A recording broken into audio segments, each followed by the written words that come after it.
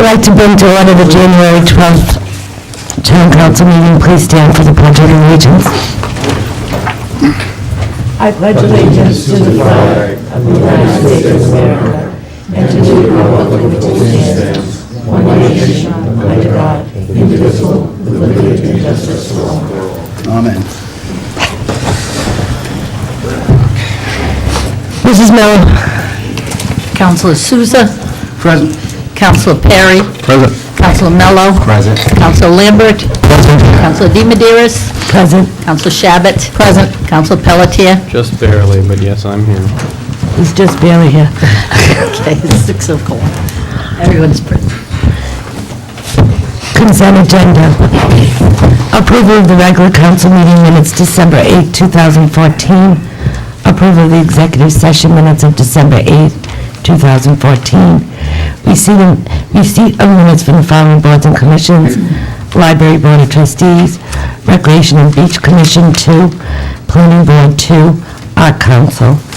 Correspondence received and filed: Roger Bennett's email regarding sidewalk and road problems, Donna Clark letter regarding Cynthia Ave road repairs referred to street committee, Pam Poley proposal of use of gas station near Grinnell's Beach, Student Economic Learning Center. Approval of tax assessor abatements, town administrator distribution of overtime, report for fire and police departments, Kate Michaud, planning board administrative office, report of activities for December 2014, town administrator distribution of department monthly reports for December 2014. Would anybody like to pull anything off the consent agenda?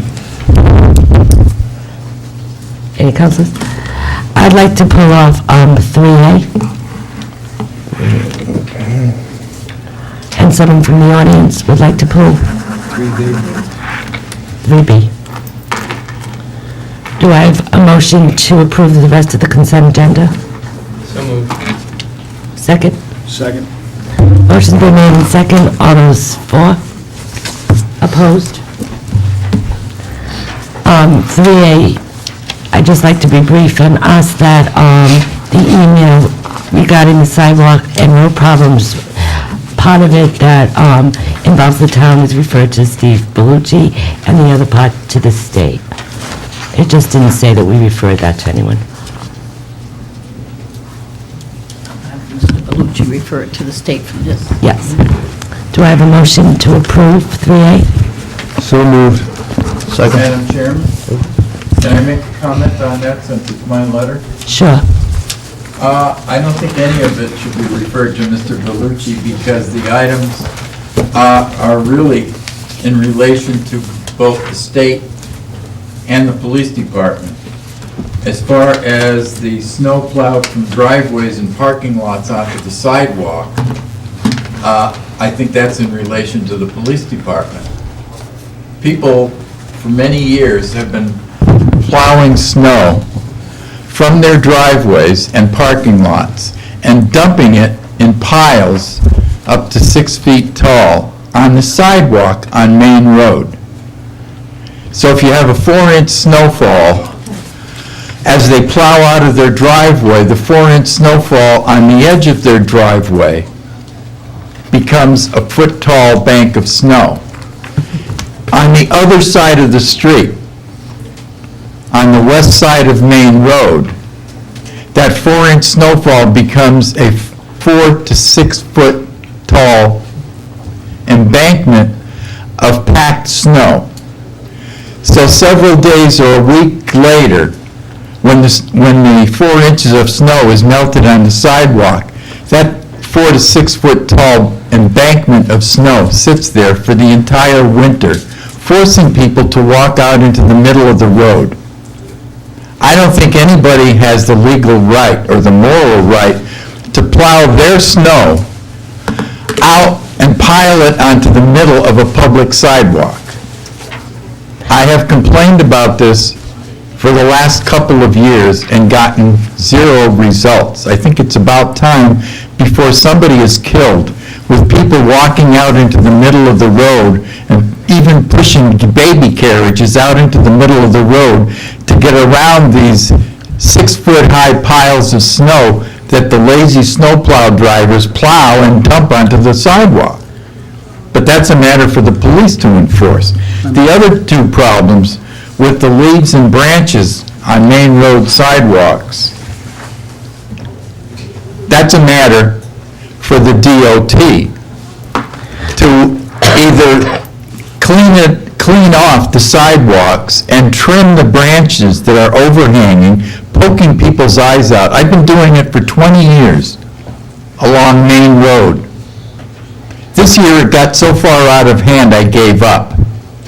Because I walk there, and in self-defense, I bring my own clipper to clip the branches that are ready to poke me in the eye.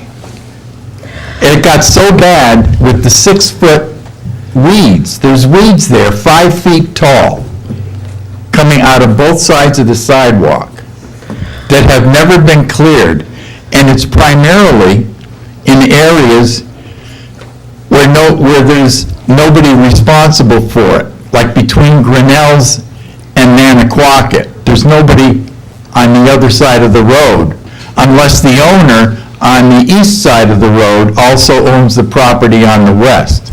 And there's some areas, like adjacent to, or across the street from the coffee shop, there's a sidewalk there. That sidewalk is, I would say, like only 2 feet or 2.5 feet wide. It's not passable because there's branches from trees and bushes that will poke you in the head. I still think that it should be referred to Mr. Bellucci, and then he can refer it to the police department if he feels that that's appropriate, and also to the DOT where he feels it's appropriate.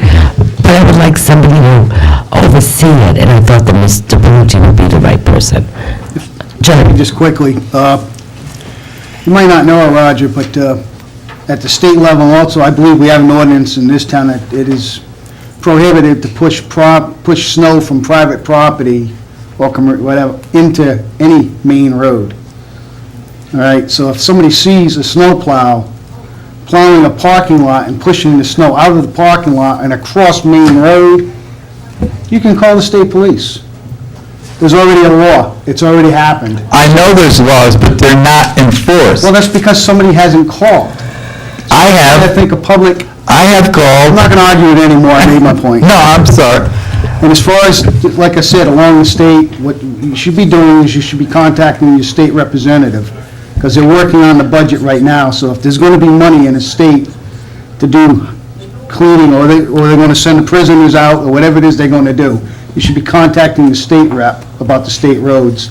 I think you're at the wrong body here. That's my only point. Thank you.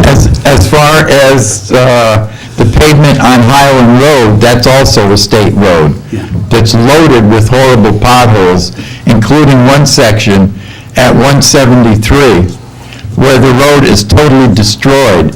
So it's so bad that people drive on the left-hand side of the road to go by there so that they don't end up wrecking their cars. Eventually, somebody's going to get hit head-on, but that's a matter for the state to do something about it. Thank you. Mr. Guys. I'll make the motion to refer this to Mr. Bellucci, and he can refer it to who he feels is appropriate. Do I have a second? I have a motion and second. Discussion? All those in favor? Opposed? Mrs. Clark? Hello, my name is Donna Clark, and I live at 55 Edmund Lane. I was told to write a letter to the town council and see that my letter, I see that my letter's been referred to the street committee, and I will follow up with them. I've already spoken with several of them already. I've also spoken with Steve Bellucci, who deemed the upper portion of Edmund Lane to be impassable about a couple of years ago. So that portion isn't plowed, and it does need work. That is why I indicated in my letter, and I think all of you have it, not only is there a letter, there is an attachment there of the subdivision in which Edmund Lane is in. I indicated a route that I use to get out onto Main Road. My Prius would bottom out on that upper portion of Edmund Lane. Ideally, I would like Edmund Lane, the entire Edmund Lane, which the subdivision is very small. When each of the squares, you see only 4 houses. That's how small the lots are. I would like Edmund Lane and the portion of Anthony Way that I would use fixed rather than the route in my letter.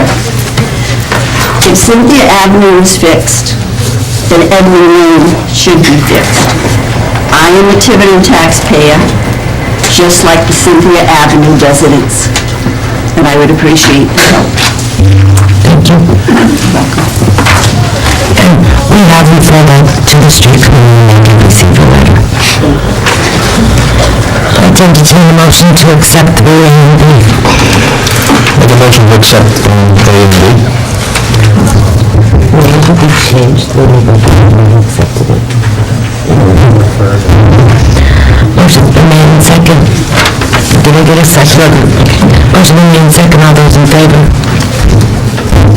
Thank you. Public hearing and public presentation, Children Prevention Coalition, Project Purple. And Sally's wearing purple.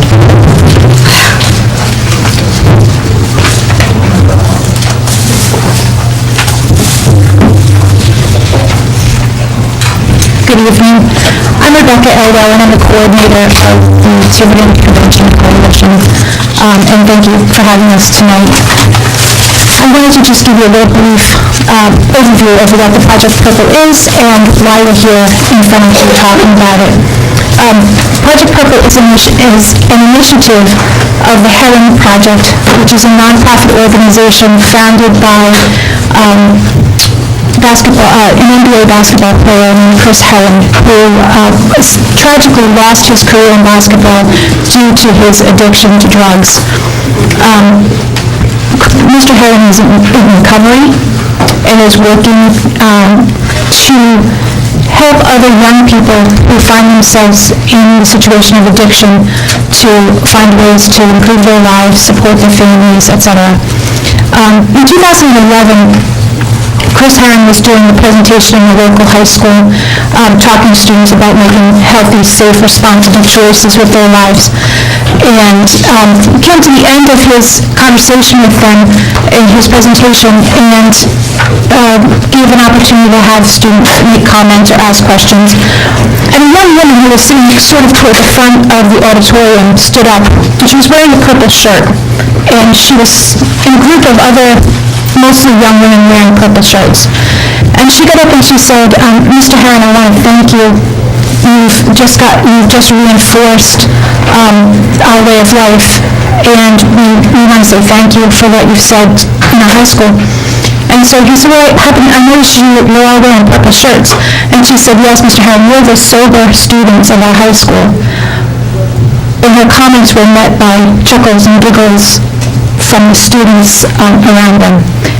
You could see by their face that this was not an unusual occurrence to take a strong stand and be a young high school student standing up and saying, I'm alcohol and drug free, took a lot of courage, and the young people around her were probably not as supportive as they could have been. So Chris congratulated her, the student, and her peers who were wearing purple for their courage in standing up and taking a position on such an important issue. On his way home, he got back to his office and he said to his staff, told them the story and said, we need to do something. We need to make something happen that gives all of those students out there who are making the right choices the courage to stand up for themselves. And that's how Project Purple was born in 2011. Since then, it's become a national movement. Chris goes and he speaks across the country.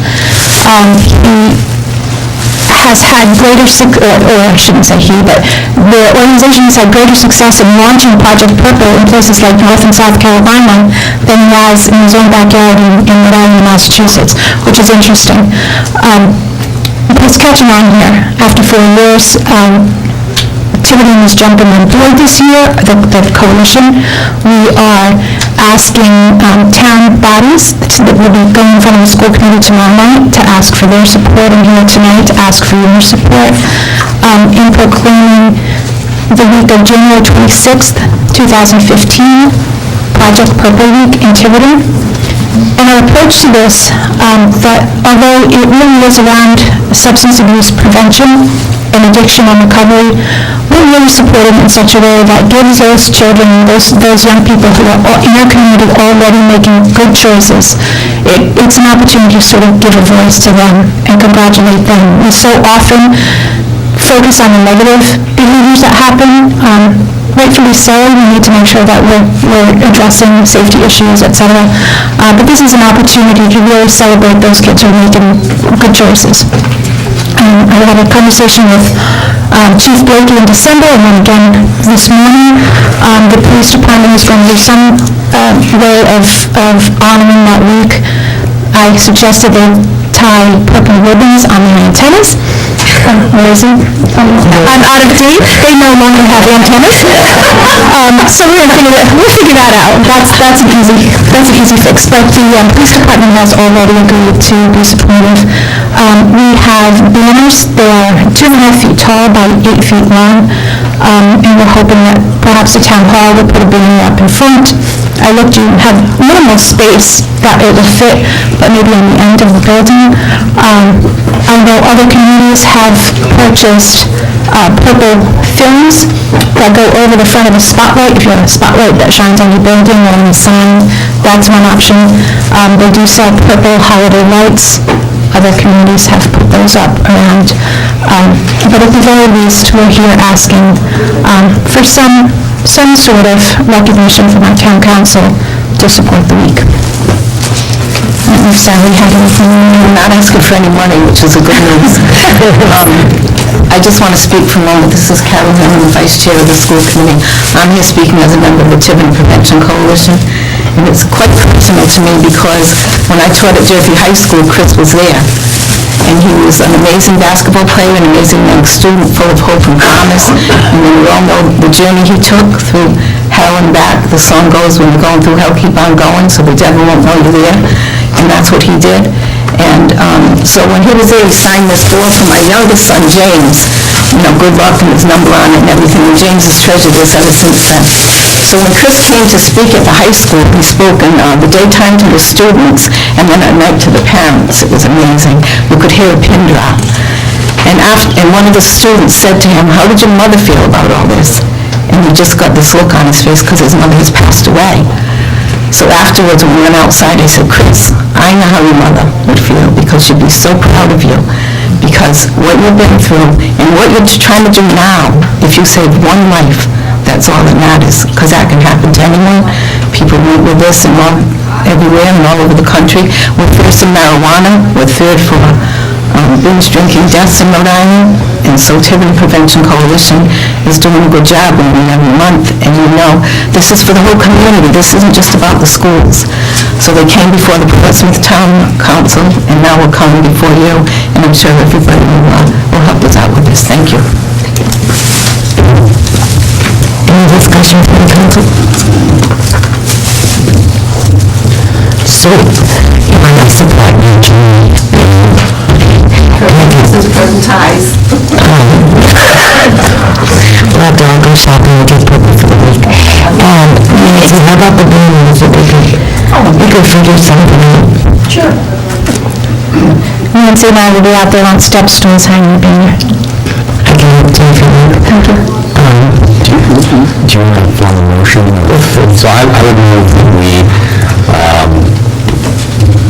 support the Tiverton Prevention Coalition in declaring the January 26th, the week of January 26, 2015, Project Purple Week, and wish them the best of luck. Thank you. Second. And I think we have a meeting that week. So I want everyone wearing purple. Good. I thought it was tonight.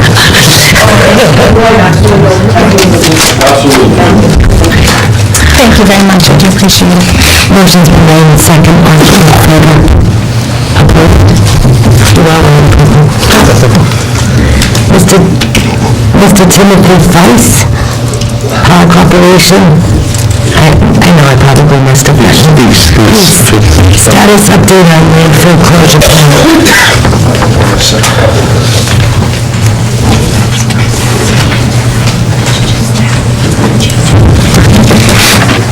I approve these are identical, so I want to put it aside, so everybody can see.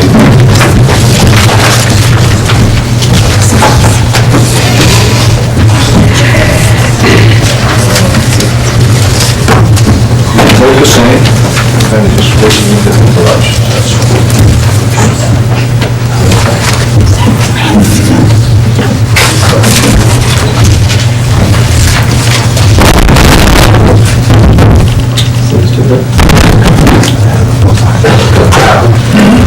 Good evening, and thank you. What you have on both sides of you is an existing copy of the landfill. It came out of the closure plan, which was just submitted to RIDOT for the extending of our landfill license. Our landfill license was up December 14th, but it's extended until they go through all their paperwork and go through their approval process. They have not approved this particular document as yet, but they've had it in their possession since November. I brought Mr. Diaz from Power Corporation, better known as Power Engineering. They've been our landfill consultant for like 30 years. That many? Yeah. They've prepared this report for us, and I think it's time for everybody to have an oversight of what's going to be happening in the near future. We're coming to preparing and closure. It could happen in 2 years. Could happen in 3 years, but it's estimated it's going to happen in that time frame, 2 to 3 years out. But funny things happen, which would lead me to believe the earlier date is Fall River went into pay-as-you-throw. And the results we're having in our bag sales, reported to us from Waste Zero, has increased dramatically, which leads me to believe that maybe some of the Tiverton trash was being dumped in Fall River because it was free. When they go to pay-as-you-throw, bingo. So we're going to see if that history is going to repeat itself in the next month, and if it does, that means the landfill is going to close sooner, because there's going to be more rubbish put in it. We put basically four different documents about this size into the to DEM. One was the operation plan that we're planning on for the next 3 years, a plan for groundwater monitoring, the closure plan, which is on our website, and I think I sent to everyone, and a post-closure plan after the landfill is closed. So Tim's really been working on this even before I got here, has a real good hold on what's happening, the costs involved, how we came up with the closure dates, the closure costs. So I really just prepared like 7 general questions that he should prepare for, and I've asked him to answer them, and certainly butt in at any time or wait till the end, and he can really handle any other particulars. So at this time, I'll just turn it over to Tim. So as Steve mentioned, Paul has been working for the town as a landfill consultant for over 30 years. I've been working for Paul, and I've been working for the town of Tiverton now for almost 13 years, so I've been involved in the landfill here for quite a while. We did most recently submit the license renewal application to the state. Every 3 years, the town of Tiverton is required to update their license to operate the landfill. And we just submitted that back in November, and that licensing period will cover 2015, 2016, 2017. I don't believe that we will get past 2017 with this new license renewal. I believe that the landfill will have reached its capacity before then, and so we will be into closure at that point. Steve, like you mentioned, he asked me a couple of questions, or to address a few questions, so I'll go through some of these questions and I'll explain a little bit more about the landfill closure process. The first one was, how is that closure date estimated? How do we come up with a closure date? Well, as part of the operating license, the state requires that the town, through their engineer, develop a final plan, essentially a plan of what the landfill is going to look like after it's closed. And they set fixed parameters for that plan Essentially, they set the final height of the landfill, they set the footprint of the landfill, and then they have other engineering controls like minimum and maximum slopes that have to be met. We took that data and we developed a final plan, essentially a final shape, what the landfill is going to look like when it's finally closed. From that shape, we estimated the total volume of trash, essentially, that could be landfilled in that space, in the space allowed, permitted by the DEM. Every 6 months, we go out there and we survey the most recent areas of landfill, and we develop an estimate, a rate, a filling rate. We effectively go out there and we say, over the last 6 months, we put in 2,000 or 3,000 yards of material, cubic yards of material, and we estimate what that is on an annual basis. And from that rate, and we know the volume that's been permitted, we effectively subtract that survey volume from the rate that was permitted, and we can then figure out how much the space is remaining. From that space that's remaining, we can then estimate how many more years or more months of landfill space is available. And we have that right now based on the most recent survey that we did, which is actually in July. We're actually going out this week to do the January survey. We estimate that the closure will be near the end of 2016, beginning of 2017. But based on some of this recent data about the increase in bag sales, that may change. We probably won't know that though for a few months because it takes a few months for that to make its way to the landfill, that kind of data. How is the closure cost estimated? That was a question that was asked. Well, landfill closure is essentially a construction project. It's not essentially it is, it's a construction project, and like many construction projects, the way we estimate it is we take the plan, this final plan that the state has approved. From that plan, we develop quantities of material that are going to be required for capping. You know, the cap is a fixed set of layers of material that go on the landfill once it's closed. We can estimate those quantities. We have an understanding about what the unit prices are for those materials. And essentially, we develop a preliminary construction cost estimate based on that conceptual plan and the materials that are going to be going in there. The state actually requires, as part of the closure document, that we develop 4 different closure plans, 4 different alternatives for closure. They want to see, a variety of different ways to close this landfill. Essentially, different types of material that we can use to close this landfill to create this cap over the landfill. So in the closure plan, we actually have 4 different alternatives presented, and they range from $9 to $11 million.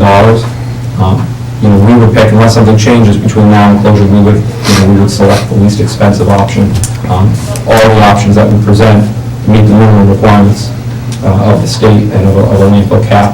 So it's really a matter of balancing the cost of materials. And so like I said, unless something changes between now and closure, we would pick the least expensive of those options. Essentially, the $9 million option is where we would be. Steve asked, what's the process for closure in terms of the timeline? Well, you have to notify the DEM 90 days before you plan on closing this landfill. You have to have essentially a plan in place for closure within 30 days of accepting your last load of rubbish at the landfill. So after you accept that last load, within 30 days you have to have basically a plan in place. It would be prudent to have your final capping design plans and engineering already done at that point. You don't need to start capping for a full year after the final load is delivered, but it would be prudent to have everything lined up and have all the engineering and permitting done prior to that. Once you actually start the capping process, it has to be complete within 180 days. What the DEM doesn't want to have happen is have a project half completed and languishing where you have half of cap installed or erosion control is half installed. They want it done within 180 days. So the actual capping process that I'm talking about, one of the questions was, what is the capping process? Well, the cap is effectively a barrier that we're going to install over the trash once the landfill is closed. It's made up of multiple layers of material that serve different functions, but effectively it is a barrier to reduce exposure to the trash that's buried underneath. It also is designed to shed water away from the trash so that we're not getting a lot of infiltration through the trash. and it also serves to stabilize the landforms, the landforms are going to erode over time. So like I said, it's a multi-layered actual system. It's made of different types of soil with different types of drainage. One alternative that we looked at actually has a plastic cap in it, an HDPE liner. It's got a vegetative layer on top that stabilizes the whole landform. And then it's got stormwater controls built into it, essentially means of shedding the water away from the landfill to prevent infiltration through the trash.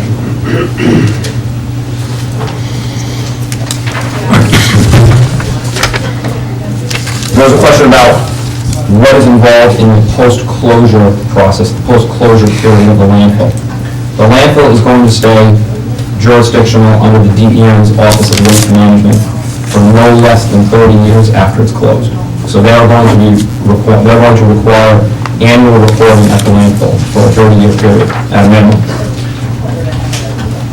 During that 30-year period, there are going to be requirements for groundwater monitoring. There's going to be 2 rounds of groundwater monitoring done every year. There's going to be at least 4 rounds of landfill gas monitoring. There's going to be 4 separate inspections that have to be done every year. There's an annual report that's going to be required.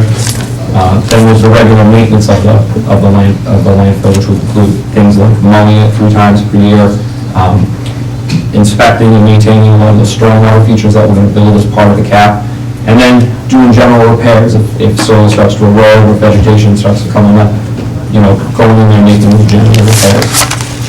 That's going to happen every year, like I said, for at least a 30-year period. At the end of the 30-year period, the state may decide to extend it, depending on things like the type of groundwater data that they're getting, the landfill gas data they're getting, but at a minimum, it's 30 years.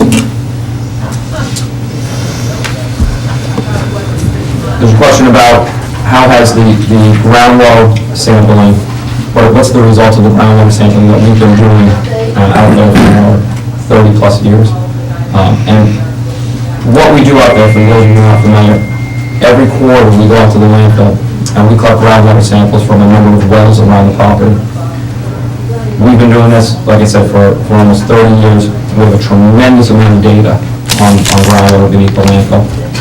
And what we have, we report that data every quarter to the state as a requirement of the operating license.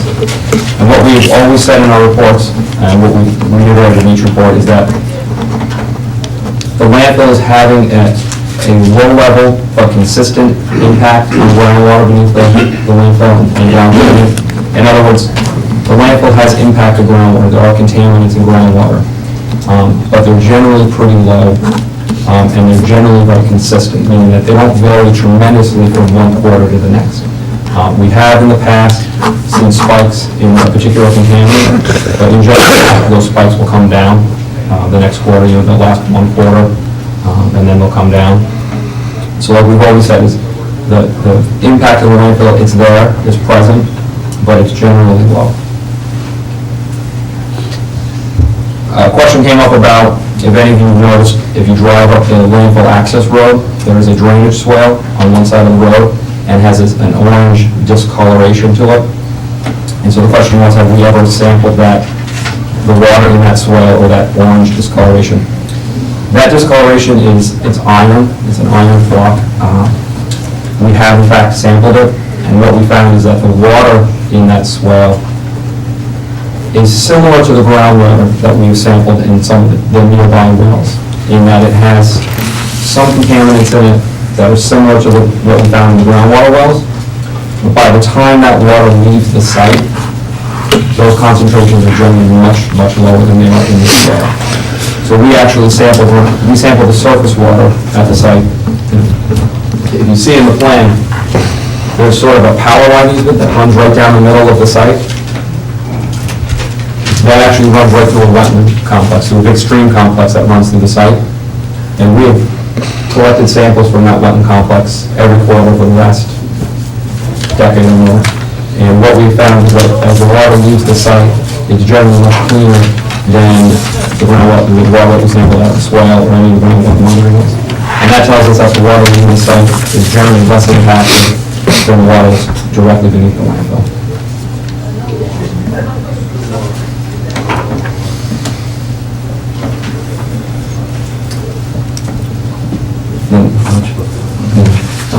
that's basically the questions that were asked. Do you have any questions for me? All right, I have a few. Starting with the wells, how deep are the wells, monitoring wells? They vary. The shallowest is, I believe, about 12 feet deep, and the deepest is probably close to 30. So we're nowhere near, I mean, when we're talking groundwater, we're not talking getting down into the areas where wells would be in that area. These are not bedrock wells, these are what we call shallow groundwater wells. Okay. The shallow groundwater is the water that we believe to be most impacted by the landfill. And it's generally rainwater that's gone through. Exactly. Okay, but, all right. I know there's a difference in groundwater and, water that, comes up in people's wells for their homes. All right. Approximately how many feet is the landfill growing each year? We don't so much measure in feet of height, because the landform is not sort of this uniform shape. We measure it in terms of cubic yardage, how many cubic yards have been filled. Going into the... Yeah, because, from one year to the next, they might actually be working in an area that's lower than the area they worked in the previous year. So we're using a calculation on yardage coming in the trucks, plus, the area that we've actually covered, the height and the... Yeah, what we do is we say that we know where they filled over the last 6 months, we know the area, so we'll go out there and we'll survey it. We have the survey that we did the previous 6 months, and we can actually subtract one surface from the next, and establish a volume that way. And plus, there has been some shrinkage as far as the property going down, I understand that quite a bit. It's starting to, under its own weight, it's settling It will down. settle over time, yep. Well, I'll tell you where I'm trying to go with this, and I'm wondering if, by any chance, let's say, for instance, we were successful in getting our state representative to get us an extension on the current landfill. I mean, they've done it twice for Johnston now. Let's say that we were able to get something through our legislature that would allow us to say, how many feet, before we start to affect the engineering plan that we've already paid for, how much higher could we actually go out there realistically? Realistically, there's not a tremendous amount of space remaining without changing that engineering plan that we've already done. To expand or to really extend the life of the landfill, what you would have to do is try to permit additional areas on the property for landfill. And that's not something that the DEM has been very receptive to. Well, I've done it twice in Johnston. As you know, they actually have to move some of the buildings up there because they're going to go right through the valley where those gas generators were and stuff. And being as they're under a crunch, and they have a time limit up there, as we start to send our trash up there, we're adding to the problem. So I thought we might have a little bit of... Well, we've discussed this with the DEM in the past, and their response has been, we could put in an application to expand the area, essentially, add trash into a new area, but they would require then at that point that the landfill be designed more like the landfill at Johnston, and that is that it would require a baseliner and it would require a leachate collection system, neither of which... The new section. The new section, right. Yeah. And so what that would do is it would add a tremendous amount of capital cost to expanding the landfill. It could add, conceivably, could add millions of dollars to the cost of the expansion, because effectively what you have to do is do the capping project that we're talking about doing in the future, but you have to do that underneath the new landfill. And put this line in. And it becomes very technically complicated, and it became very expensive. So it was something, when we did discuss it several years ago with them, it was something that wasn't pursued. I've actually worked on a couple of landfill, but doing different tasks with the company I worked for. We did the Burma Road, and then in Middletown, when they reclaimed their old landfill, I worked over there and saw the operation, so I'm familiar with it, but I just know how the numbers would work out. Like you're saying, it would be so much more for the lined landfill portion of it, and then would it be worth the time of getting the extra amount of time? But, yeah, it's something I thought about, because if we could extend the life, that would help. But it's going to be cost prohibitive. That was the other option. So That would really help. that was my other option, because I know that in BFI landfill, they took in large hydraulic compactors and pushed them down, compacted the surface, and they gained a few more years at the BFI landfill by doing that. But again, is it cost efficient? I couldn't tell you the numbers to have that hydraulic. It was basically a huge excavator with a hammer pounding plates down. So you're talking, there's two ways you could do it. You could try to compress the landform that's there and stick with the maximum permitted height that's already been established. Yeah. Or you could try to get the DEM to allow you to go to a higher height, essentially extend it vertically. I don't know. I'm looking for the expert because I don't really know if it's feasible. I mean, I'm not shy about asking our state rep, to work on that, but, I mean... What I'm going to tell you is the DEM's approach to this, because this is the last active landfill in the state, other than central landfill. It's an unaligned landfill, and they've always had some reservation about expanding or extending the life beyond what had been originally estimated because it's an unaligned landfill. So we've been fortunate in the past that, the pay-as-you-throw brought down the numbers, the volume that we were bringing in every year, and that has extended the life of the landfill without actually changing the engineering plans that have already been approved. Yeah. And so that's helped to extend the life a little bit. My sense is that the DEM would be very hesitant to change anything about the landfill or change any of the engineering plans that have been approved without requiring some kind of baseliner underneath any new sections or any expanded areas.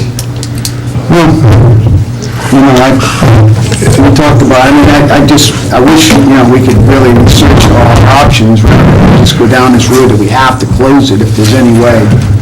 But I kind of agree that you're probably right. Could I add a comment to this?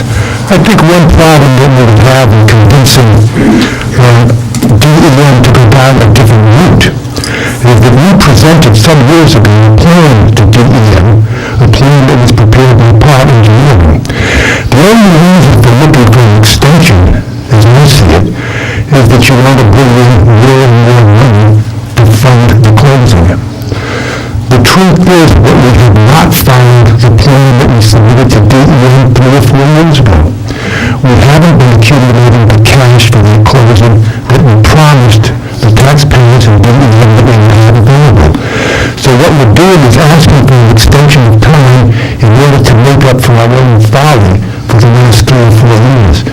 I don't know why any state agency would buy into a story like that. I've gone through the numbers again this month. I know what we would have if we had complied with the plan that was originally submitted. I know what the shortfall is going to be based on the new estimates that the report has now given us. And the bottom line is, unless we make some adjustments to that plan this year in the budget, we're not going to have enough money in 2.5 years or 2 years to close this landfill, and we're not going to have enough money to complete the closing in the next year and a half after that, which is the number of money. Based on the shortfall that we already have, it's about $500,000, and the shortfall that we will have if we continue underfunding this plan that was submitted to DEM will probably be something just in excess of $1 million. That's the bottom line. So what we would be doing is asking DEM to excuse our own fault in this case. We would have the money for the closing, and we would have that money following the timetable that the Part Engineering put together 4 years ago. I have a few questions also, Madam President. Florida just announced that they're closing that landfill also. It's closed. Is Power Engineering involved in that closure also? We're not. You're not. Where was the last landfill that was closed by Power Engineering? We've been involved in a number of the capping projects over at Central Landfill. That happened recently, the Phase 5. Okay. As a matter of fact, we're working for the town of Barrington right now to cap 2 of their landfills. So we're actually in the design process right now, putting together capping plans for 2 landfills in Barrington. I heard earlier that once we close the landfill, we have a year to cap it. We have a year to start the capping process. process. How long is Barrington? I have another landfill in Barrington. Barrington's, these two landfills were closed in 1976 and 1981 respectively. And you just closed them, right? Well, they were closed back then, they had a soil cap put on them back then. The landfill was largely settled, a lot of that cap is eroded, and so we went going back and re-drilling them and recapping them. That's EPA, right, that's pushing that? Correct. Yeah, it's coming from down from the federal. Portsmouth, the same way, they had it, that one was closed in the 70s, I mean, they're doing a different kind of cap over there, I don't know if that happens. Okay.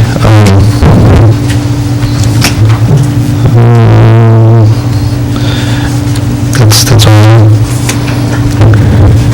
Any other discussion from the council? I just have some questions. Yeah, if I can.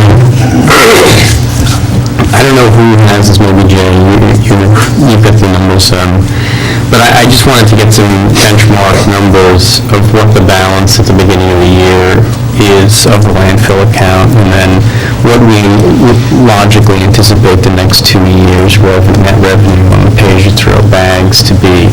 So that would generally give us, and then add through first The first answer was $6 million. flat. Yep. We're generating $417,000 a year, cash. In net sales. In net sales. Net sales, yep, net.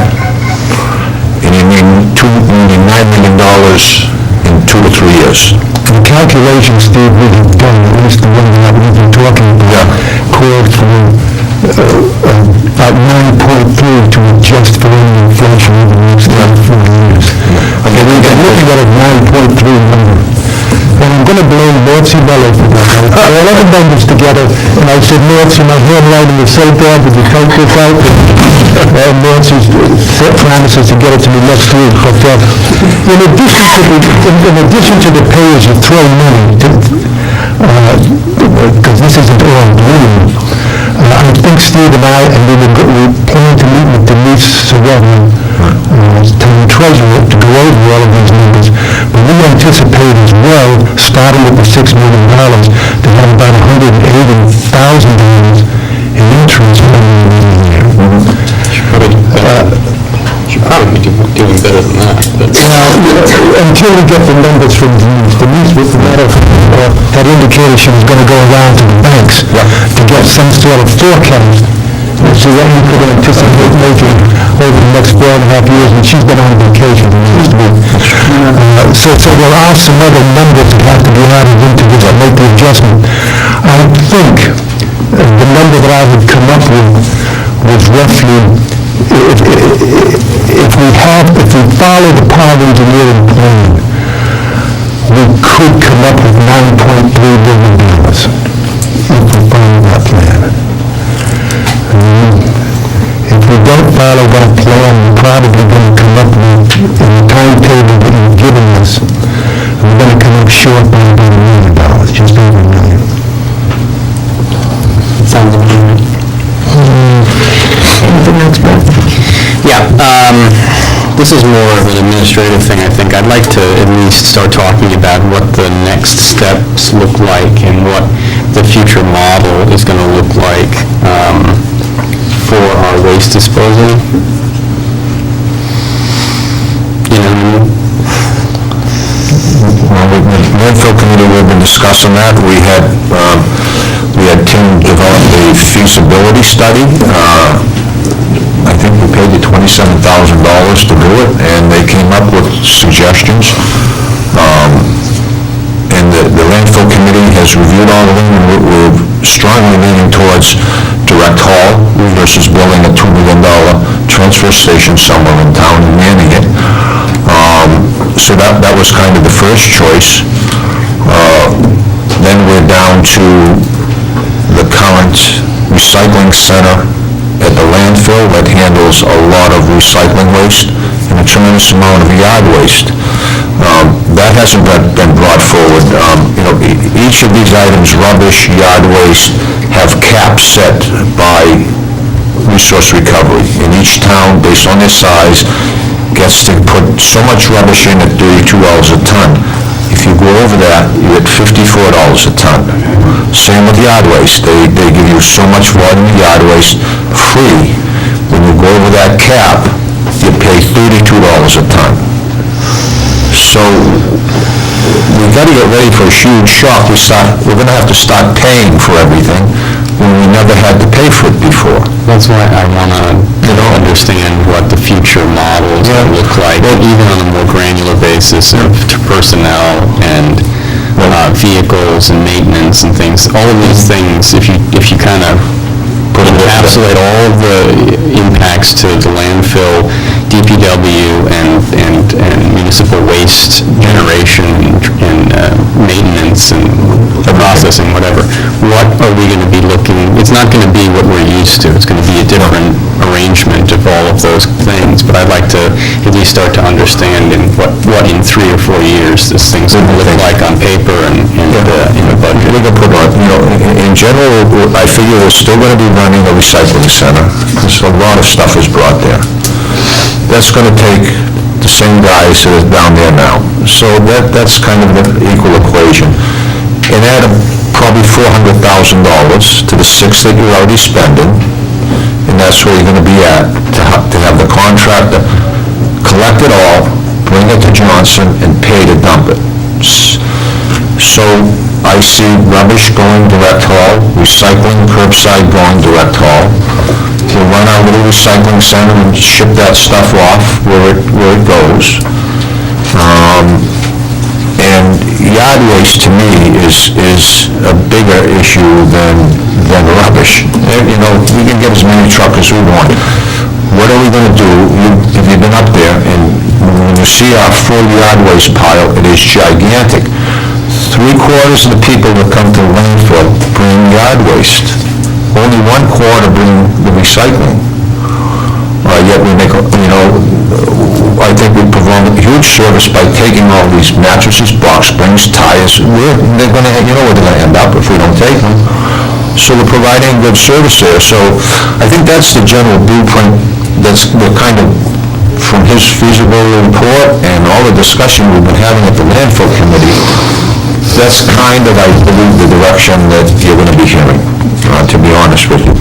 But we're in crisis mode right now for the recycling center, because the road to the dump that you go up through the middle could be covered in 1 year. If we go with a 2-year closure, in 1 year, the recycling center has to be out of there and operating somewhere else. It has to be licensed, permitted, designed. You guys are going to have to decide where it's going to go. That's going to be coming up lickety-split. But we only have 1 year to get another recycling center operating somewhere, because that one's going to close. So this is the crisis that I see right now. The rest is going to be coming in 2 years, whatever. We have to get a design, we've got to put it out to bids. But right now, we have to find a recycling center or not. Maybe you don't want to have a recycling center. And in that case, I don't know where the recycling is going to go. 1 second. I also have a question. It's more kind of global. What is this is a fairly large, could be unutilized parcel of land. It's just going to be, I imagine, green space for the most part, or meadow type of. What do these things look like when they're closed, and how much utility do they have? Are they cordoned off? You can't walk on them. You can't bring your dogs there. This seems like it could either be a gigantic thing that nobody can access, or it could be a real asset as a nature thing to walk through. And I don't know, it's a lot of acreage in a nice part of town. So the way it's playing right now is, what this will look like is it will be essentially a man-made landfill, on top of a mountain, essentially, covered in grass. We don't put shrubs on, we don't put trees on, we don't put anything that will grow through the cap. So it's going to be covered in grass. Other communities have tried to find beneficial uses for their former landfills, like solar power projects, work on old landfills. In terms of strict open space, that is going to be a function of the environmental controls that are put in place after this is closed, depending on things like landfill gas, groundwater, surface water conditions. You may or may not want people sort of using this as a recreational facility. Again, if we find that there are no landfill gas issues and the groundwater is well taken care of and surface water is not an issue, that would be something we'll take for discussion then. Great. But we'll want to see what those environmental controls are doing before that. Thank you. Yes, sir. We're going to be turning the plan over to DEM. When can we expect an answer from DEM as far as what the closure plan? You mean on the application that we submitted? Well, obviously, so we had to turn it forth. So when will they actually make their decision and tell us, this is what you want you to do? And the reason I'm going on with this, I mean, is we had talked about previously about doing some of the work in-house as far as the grading that needs to be done around the property. There's a lot that we could do in-house and save a lot of money on the closure. Obviously, we're not going to be able to do the membrane. But even as far as bringing in, I mean, if they approve, say, the pond silt for the cover, membrane, I mean, we could stockpile that when prices are cheap and not, and things like that. So, I mean, there's ways we can save money on this closure in-house. What we've done so far is we've developed, I'll call it a conceptual final plan, essentially what the landfill is going to look like, but it doesn't have all the engineering details worked out. They're going to approve that concept, and they could approve it tomorrow, they could approve it in a couple of months. That's included with the licensing document. At some point, a more detailed set of engineering plans would have to be done. That's probably going to take, between the time it's going to take to design that, get it to the DEM for review and approval, and then do any other permitting that's required, like wetland permitting, stormwater permitting, we could be looking at a year from the time that we start the design phase to the time that DEM gives us. I think we don't need like, one good summer to really, to do some. But my point is, if we know what type of material we need, because once you start the project, that's why I kind of hated putting the money away, because they already know we got how much money in the bank before the bids come out, you know what I'm saying? But the bottom line is, those materials, if they're bought under that bid, are going to cost, because, every truck that drives in there is cha-ching, whereas we could, buy in the winter when trucking is slow and get that at a premium, so that's, There's definitely, something to that, if you can stockpile the kind of materials, because a lot of it is soil. A lot of it is the fill material, the wells. And so if there's an opportunity to get inexpensive material and stockpile it, There was one other issue that came up in one of the landfills that I read about, where I guess there was a sinkhole. So at some point, we may have to go up there and do repairs if somehow a valley is, a crevice is created up there. So we try, when we will cap this thing, we're going to maintain a certain amount of pitch to it, so that it's always positive. Right? And they set minimum requirements, and then you can't make the top of that landfill too flat for just that reason, because when it settles, that flat surface is going to be a low spot. Yeah. So what we do is we go out there and we try and maintain a positive pitch the whole time. In anticipation of some settlement, so that when it does settle, it continues to be positive and it doesn't cavitate a little bit. In an extreme case like that, where a low spot developed, I can't speak to what happened at that particular landfill, but we do try to take that into account when we do the design. Future settlement. I'm not sure what happened either, because it was hard to tell what was buried there.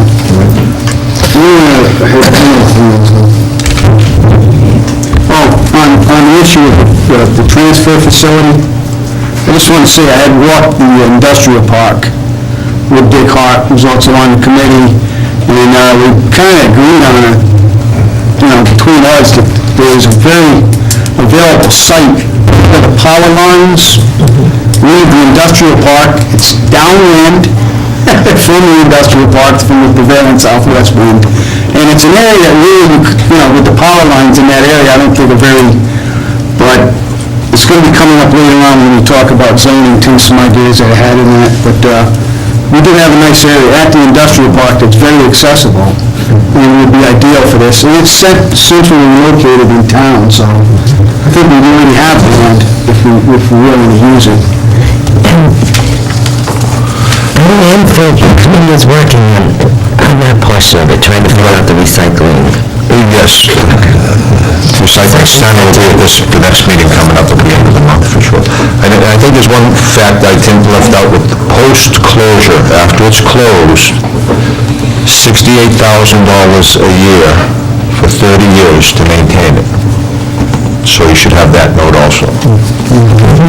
President, I have a few questions.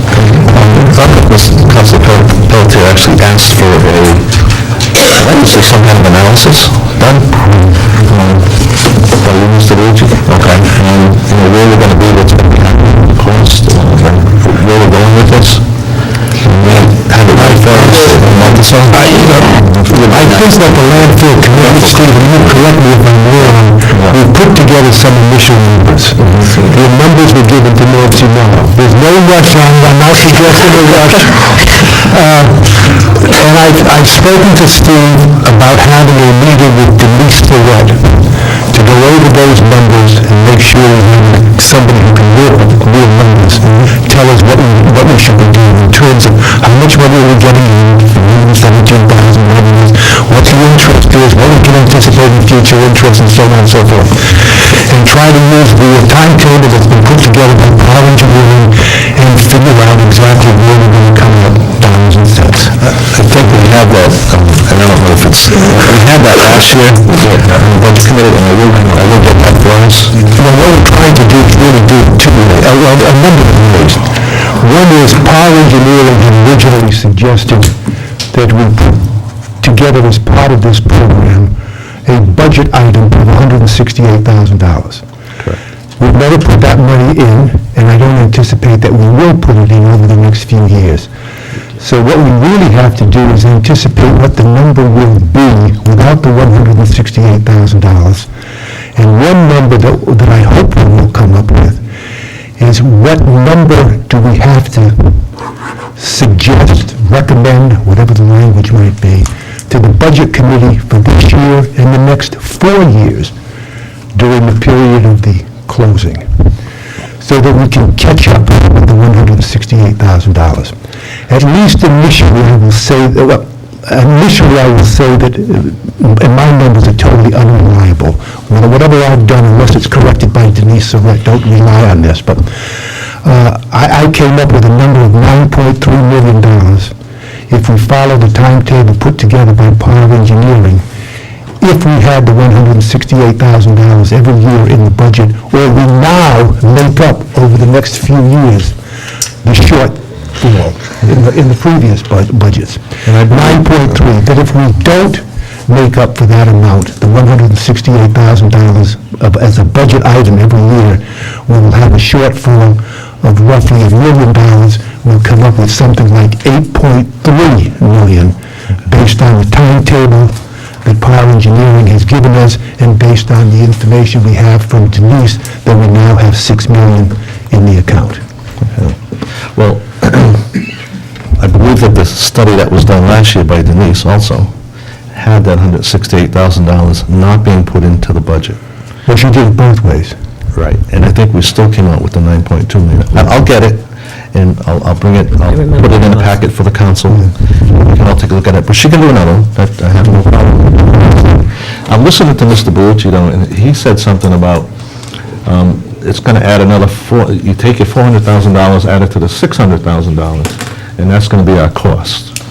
Yep, and I hope that'll cover So the $417,000 that we're putting into the landfill closure account won't be going into that account anymore, correct? It'll be going into your expenditure account. So that has to be decided. I don't. Well, I mean, $400,000 is going to go somewhere. Dave, not to frighten anybody to think that we're going to end pay as you throw. I think we might as well be honest with everybody, Steve. I don't think so. We have decided that with all of the communities around here going to a pay-as-you-throw program, if we were to eliminate the pay-as-you-throw program in Tiverton, we would become the trash capital of the southeastern New England. I'm not by any means saying stop. So that money will continue to come in, and that will be our recommendation, yeah. Correct, and that's what I'm saying. That $400,000 will be going towards something else now, instead of your landfill closure account. And it's important to consider that a pay-as-you-throw program not only raises money for us, it does force people into recycling, and that substantially reduces our costs. Absolutely, Mr. Lambert. I was on record 2 years ago. I know, on closing that landfill. I wasn't arguing with This you. year. I just didn't want you to frighten anybody in the audience. I wouldn't want to frighten Or on anyone. television, think, oh my goodness, where are we going to come up with another $400,000? No, that $400,000 should be there all the time. We'd have to create some mechanism that would allocate. Set those that money, funds. right, correct. Right. Okay. Let me just add one thing to that. You're going to have an additional pickup, because we have a pile at the landfill that's like old furniture. And, things like that you can't put in a bag, the town will have to at least provide for. It ends up in the woods and, Well, that's the so then- recycling center, I think. Right. So, That so would be- that, that's... Recycling center. It's That our would be the tilt-off. recycling, yeah. Okay. It's our Yeah. tilt-off It's containers and okay. stuff. The good thing, and I'm not pushing it one way or another, if we relocate the recycling center somewhere in the landfill, DEM owns us. If we relocate a recycling center outside the landfill, they don't own us anymore. And there's no, I've been told, there's no permitting, there's no licensing, that may be ours, zoning or land use, but, so that's just 2 points of I mean, you're just of that, collecting, yeah. you're just collecting, for the most part, kind of inert things, objects, right, washing right. machines, and But if it's in the landfill, they will still control it for 30 years, and they'll control our recycling center because it's in the landfill, if it's relocated there. the only thing I would request is that, Steve, you mentioned it earlier, there's the updated landfill closure plan, or whatever it's called, I'm sorry. what it is, yeah. Is it what it's called? And then there's the second phase thing about future options, the 4 options. Has that been updated since the last time? I think that is in the closure plan, that is 4 options. The whole shooting match, I'd like an electronic copy of, if we It's could. on the website. It's on the website. I couldn't find it in my inbox, so. It might be there, it's just, I'd like it again. Thanks. Any further questions? Just because this is timely, because you're here, I just want to understand when you come up with the $400,000 for direct haul, additional for all the haul hours. We're at $700,000 this year for rubbish collection. Okay. So how do we... Well, I started with 6, our budget's now 6, I'm putting in for more because of the CPI, but right now it's 608. I took 3,200 tons, that's what we're putting in the landfill now, times $32 a ton. Okay, that's some $100,000+, and taking the number of trips that the rubbish truck has to make with 3 guys, so, they're gonna pick up a load, fill the truck, and 3 guys in the truck are driving all the way to Johnson. It's like 4 hours downtime by the time they get there, get weighed in, dump, get weighed out, get back here. So there's a tremendous amount of downtime, so I'm just adding the number of estimated trips times how much costs them a trip, and I'm coming up with around... They go to the landfill. They have to go 44 miles one way, through Providence. You guys have to be in the truck. Well, what are you gonna do? They can leave it here. Side of the street. I don't wanna see them later, I don't know, whatever. Hopefully we'll have one-armed bandits and it'll only be one guy. I don't know by that time. That's how I came up with it. It's very, That's why a transfer station where they can go and dump the trucks into 100-yard dumpsters. I know Newport looked at that for a while when they had waste management, but they didn't, I guess the smell issue being so close to Highline and stuff. That's something we really need to look at. Any further discussion? Thank you. Thank you very much.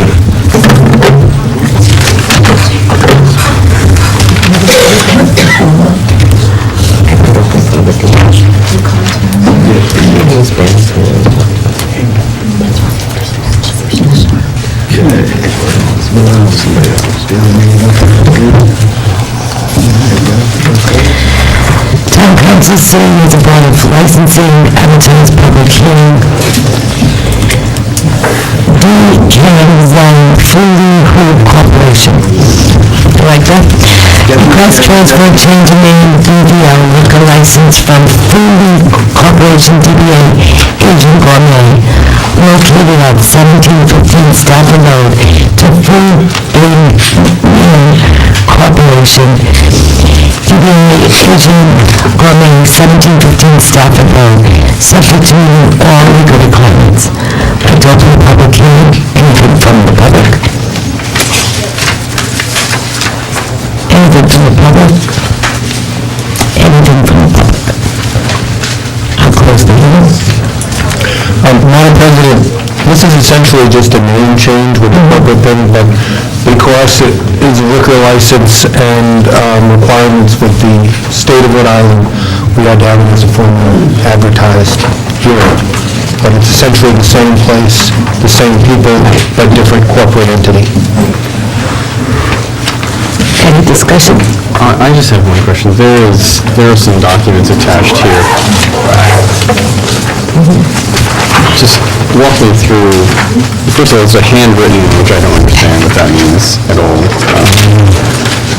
The handwritten is the tip certified people, and although it's handwritten, those numbers are their certification numbers, which can be cross-checked with. Do we know, have we done that, or is that? Will be done before the license is issued.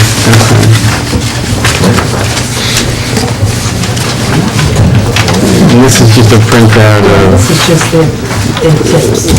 They're just giving us information for us. and then the employee identification numbers presumably to indicate to us that this is a legitimate organization. It is. We actually have already licensed, but we have had to stop Right. their liquor sales since December because the state of Rhode Island was unable to give us a certificate of good standing because they changed the corporate name in the middle of the license process, and so they're requiring we go back out, re-advertise it at that. We've actually issued them the license in December. So this Office of Food Protection, Food Business License is for, is that the one you're talking about? They're just giving us everything that they have from the state,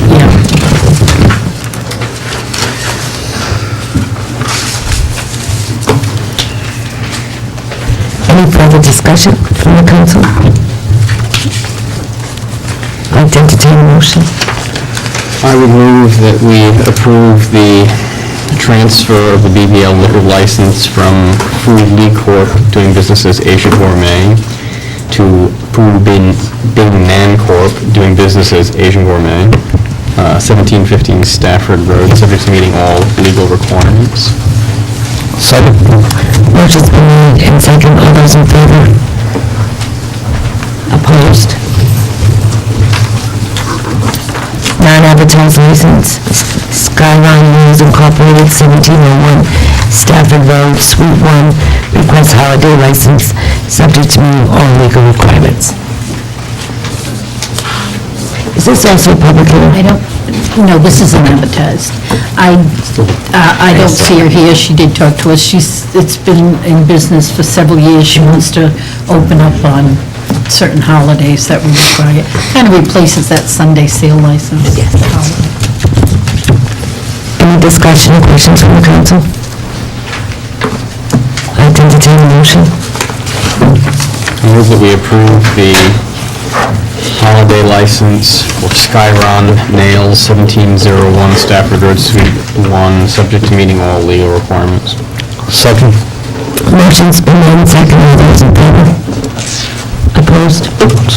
That's all right. Appointments and resignations, we have none. Unfinished business, we have none. Financial business, town administrator, fiscal year 2015-16 proposed budget. Madam President, if I may ask the indulgence of the council, I think this conversation might be somewhat lengthy, and out of respect for our tax collector, if we could take F2 out of order, ahead of F1 so that she could go into her family. I'd appreciate it. Move that we take town administrator item F2 out of order to the current place on the agenda. Do I have a second? So I have to recuse myself. I'll be recusing myself. Do I have a second? Second. Motion been made and second. All those in favor? I think he's related. Mr. Caesar, don't forget you need to fill out the paperwork, the form for the Ethics Commission, for the clerk to send in if you're recusing yourself. Does he need to say public notice? Town administrator?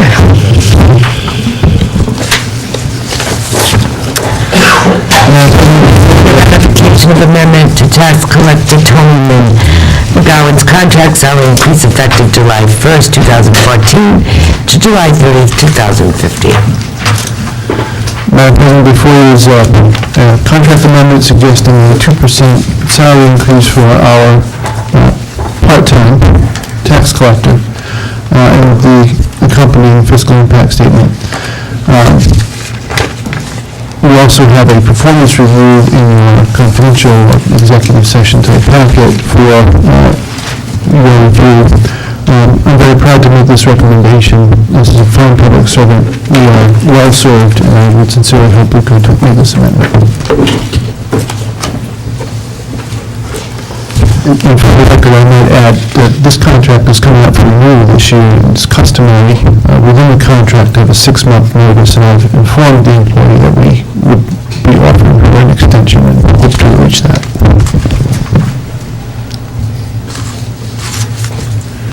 Entertain motion? I move that we approve the proposed modification of the contract between Tony McGowan and the town of Tiverton, Rhode Island, per the memorandum of agreement attached as agenda item F2. Second. I just have a question. Is it just time? Is it just? Yes, I do. Is it just timing that we're doing this 6 months after the fact? Well, in the summertime, we have a tax bill issue that we resolved. Quite frankly, it's one of the reasons why I'm so happy with the tax collector's performance is that we got through a difficult time with minimal disturbances. And every time I asked for information, it was accurate. But it was also a stressful time. It took a lot of hours. And then we went our separate ways and got busy with our projects. And Tony was kind enough to remind me that we had to go through this process. And I had to go on as quickly as I could. Thank you. Any further discussion? Motion's been made and second. All those in favor?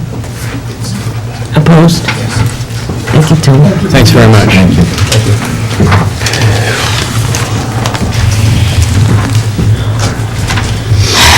F1 Town Administrative Fiscal Year 2015-16 Proposed Budget. Madam President, it's my understanding that this conversation this evening is part of a week-long, call them if you will, festivities regarding the submission of a budget for the coming fiscal year. So, in the nature of an introduction and a submission, for the beginning of a very lengthy public process, I won't belabor too many points. But it is important at the outset to note all the various considerations and some of the bottom line figures that become part of this discussion. The last time the council met, I used the phrase existential questions.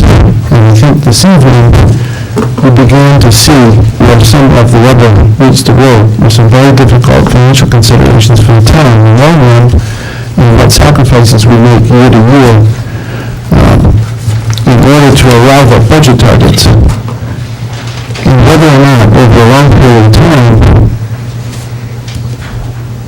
we can forestall capital investments for a very long time and not arrive at a lodge at the end of the stream where you have so many capital assets that need to be addressed at the same time that you have very little choice except to take expensive bond issues or other provisions in order to finance the basic needs of the town. My personal view is I find Chicken Little types rather untasteful. I don't really think we need to play that game as adults. and constantly ring alarm bells in order to get people to pay attention. So I reject that. I think that we can talk about, I kind of feel like I'm eating those fuzzy things because this is an irritating thing that happens.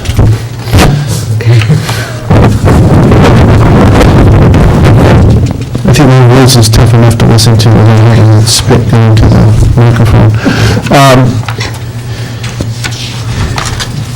So I reject the notion that we always have to ring the bell and make people afraid in order to make adjustments to a spending plan based on what is a prudent action for a municipal corporation.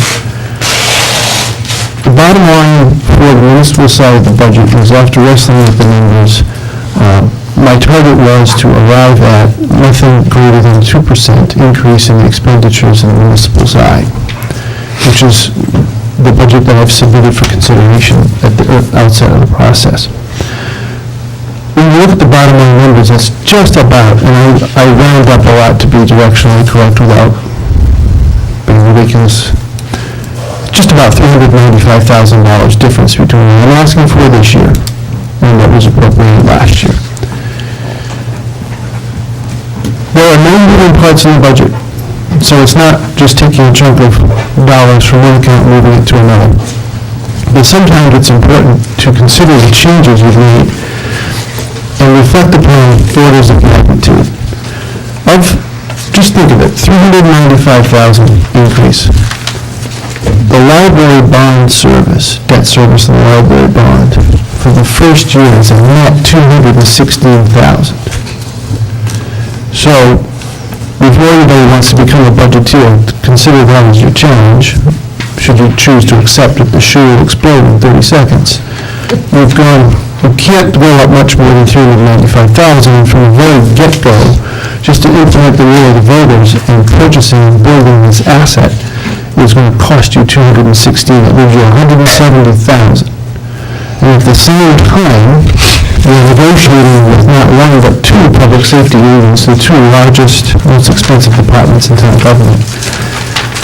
And you'll notice I have taken $150,000, put it into the council's future needs account so that the administrator and the council would have at least some flexibility to negotiate through the collective bargaining process and at least have something to offer in year 1 of a 3-year contract with the 2 public safety unions. If you know the economics of those 2 departments, $150,000 is not very much. Add the 150 to 216, and you get 360 some odd of the 395 increase. Those 2 items alone push you to that point without even addressing some of the more controversial items, such as the landfill closure account. I have attempted as best as possible to remind people that capital drives a lot of the expense of running government. That if your vehicles and buildings are well maintained and as efficient as possible, you stand a much better chance of A, not having to make major contingencies if equipment fails, and secondly, get the best deal you can for people in the way you operate government. Within the ordinances of the town of Tiverton, in the capital improvement plan section, there's a list of priorities. How does leadership of the town for many years wants to prioritize the way we spend money as a municipal corporation? And the number 1 item is life safety. And if you think about it, of all the things that we offer the citizens of Tiverton, if you ask them what's most important to you, and I think it comes down to 3 numbers. 911. If my kid is hurt, if my husband's having a heart attack, if I feel like somebody's trying to break into my house and I'm inside it, I want the rescue or the police to arrive.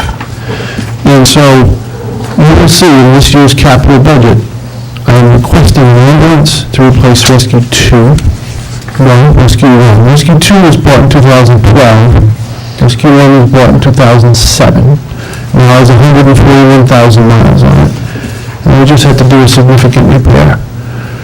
We'd like to be in a 5-year cycle, buying one ambulance every 5 years, and shorten that up if possible, because we don't want anything to have to last more than 4 or 5 years. So really, in an ideal world, it's not every 5 years, it's every 3. And we've also requested 2 cruisers in accordance with the police chief's recommendations. Other smaller capital items, a backhoe. This is very difficult during Department of Public Works without a reliable backhoe for a number of tasks. Some jailhouse security for the police department, and some life safety pack upgrades and replacement for the fire department. But overall, you'll notice that the request, both for non-recurring major expenditures, going from 162.5 down to 119.7. And the only reason why major town finance payments go up is because it would be my intention to finance not only the ambulance but the backhoe. Backhoe is kind of on the threshold of what you would finance in terms of trying to get a good deal. I just am worried about the ongoing operating budget of the town, and financing is when we spread out the cost. One of the other major items, in order to get to some of these final conclusions, I had to make a couple of major adjustments. One of which was to take the police pension contribution down from $800,000 a year to $700,000, which is the minimum that we can do. And the number one reason for that is there are very few accounts in the town budget where you can generate sufficient funds to cover the kinds of costs I've just talked about. We have collective bargaining agreements. We have employees maturing through their steps as they go from probationary to first-class levels of payment, and we also have other employees maturing into new levels of longevity payments. Those organic elements of the contracts are going to cost you money. So we need to look at that pension contribution. I feel like, I know that there will be some controversy around the library's request. Some $585,000 were requested, which was a rather significant increase over the $490,000 requested the year prior. That level of increase is not even close to anything. Most of our departments were taking at least some minor haircut, but the only place where I made a significant increase was in Public Works. So I brought the library back down to $525 on the bottom line, and we hope that they could live within that budget. It's still a $30,000 increase, but it's not near as much as I asked for. The town council has expressed the desire to have a planner. In my view, that means we do not need consultants.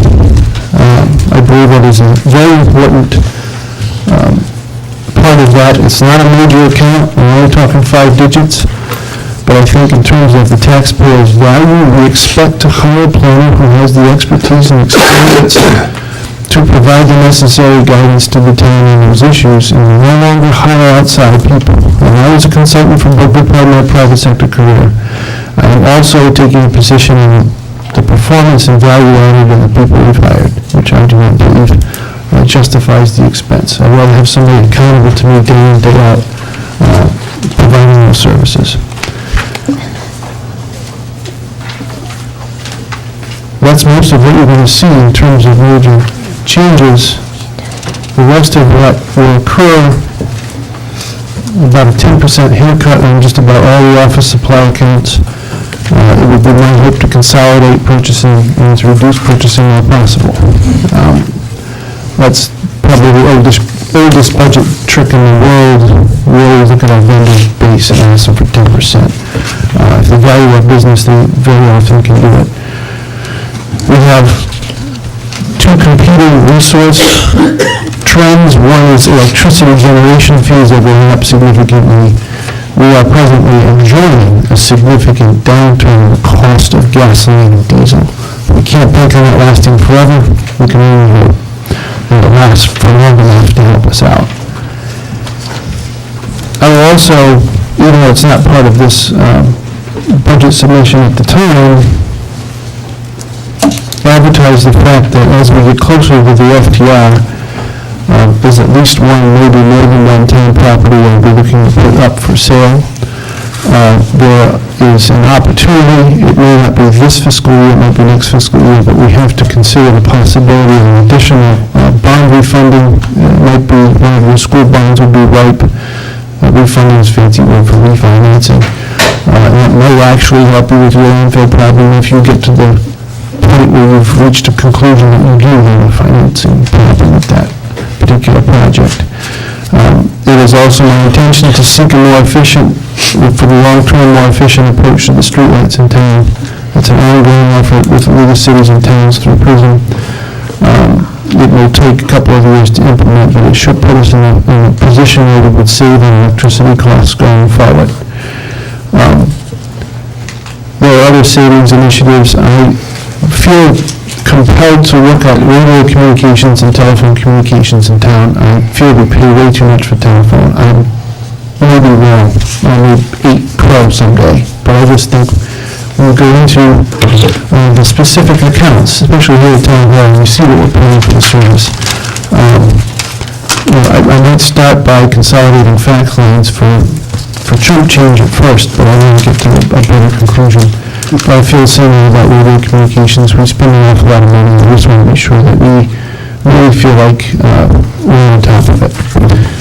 So I would say that is the very basic rundown. I'm sure, since I observed it last year and came on board right towards the end of it, that the budget conversations would be detailed at times, passionate, and there's no pride of authorship in a document like this. It was drafted knowing full well that it would be changed considerably before it was adopted. But the motion was to signal to the taxpayers of this town that you are respected, your lives are respected. We recognize the fact that nothing is getting cheaper in your household, and we will do everything we can to save money so that we're not passing costs on to taxpayers. Unfortunately, many of the things we buy as a town are getting more expensive. And when we reach the point where we're trying to decide whether or not we provide a service at the same level we've always provided it, and whether or not to pass the costs on, we try to split the difference in a way that favors the taxpayer, but still gives you a chance. You've got to raise a little bit of revenue in order to cover this.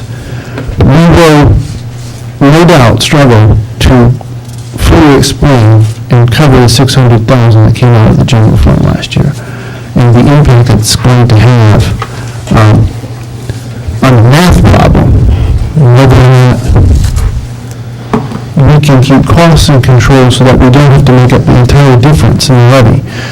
I think I speak for everyone who's involved in the budget that we don't want that to happen, but the mathematical possibility was created by taking an action last year.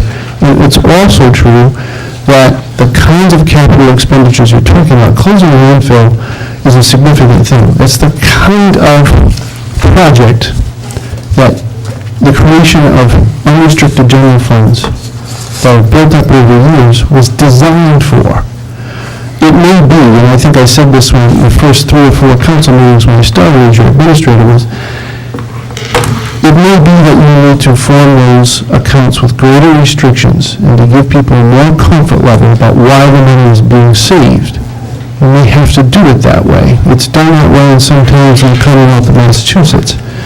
But to not have any savings at all is a very significant vulnerability for any corporation, municipal, private sector, or even just our own households. Any questions? I'd just like to say that this was in preparation of the Wednesday meeting that we give to the, this is just, the budget committee realizes this is a work in progress. We all just got this, so I think we need a little time to digest it and get our questions. Last year we did budget workshops. I thought that was very effective. I thought maybe we'd have one for now, so after we've all looked at this, and go through it with at something other than a town council meeting. Do you all agree? Yeah, that's fine. Wednesday is a budget committee meeting? Yes. It's not our meeting, right? No, it is a budget, it is a joint. Is it? It's joint. It's school committee, budget committee, and That's town what I council. agreed to. What date did I? Yes. I was going to say, you did get a meeting. And So cool. and so that's why Matt got this together, so that we'd have something to give to them. I will need a motion to... Yeah, I know, I just want to explain that we will meet... School, I said, yeah. School. We will need a motion to send this to the budget committee, and they are fully aware that this is a work in progress and will be tweaked as we go along, and that's why I suggest a budget workshop, and we can get together a date for that. But what further questions do I have? Do you have that? Do you have a question, Joe? I'll start off at the top of my list. We had discussed looking at options to the animal shelter, and I see that we have that same number in the budget again this year. So I'd like to know what happened with looking into options. I understood that we could have used Bristol, and there were some other options that we could use. The planner, you know how I feel about that. The cut in police pension, I think we need to make some of that up. But what I'd like to see going into this, we're talking about, capital needs, but I've never seen, I know we have a new director of maintenance, I'd like an inventory and a needs list of all the buildings that we're responsible for on the town side and what they need. I mean, we've been talking about that long-term plan for years, but I've never seen that produced. So now that we have a new guy there, it would help him to get familiar with the buildings as well, and go out and find out exactly what we need, and let's put a dollar amount on it, so that when we're telling people we need, we have needs in this town, that we can actually put a face on those needs, so. That was it. Because the councilman makes a great point. There has not been a formal capital improvement planning process, from what I can tell, for a long time. Because it really does start in the administrator's office and goes actually to your planning board for a lot of the consideration, and it should also be approved by the council. The fact of the matter is, we've had a temporary patch put in place in the leak here on the roof of Town Hall and the town clerk's office. We'll be taking over the Essex building. We have needs at the senior center. I'm proud to say that the maintenance foreman is beginning to build that list and is beginning to document the needs of the town from that perspective. And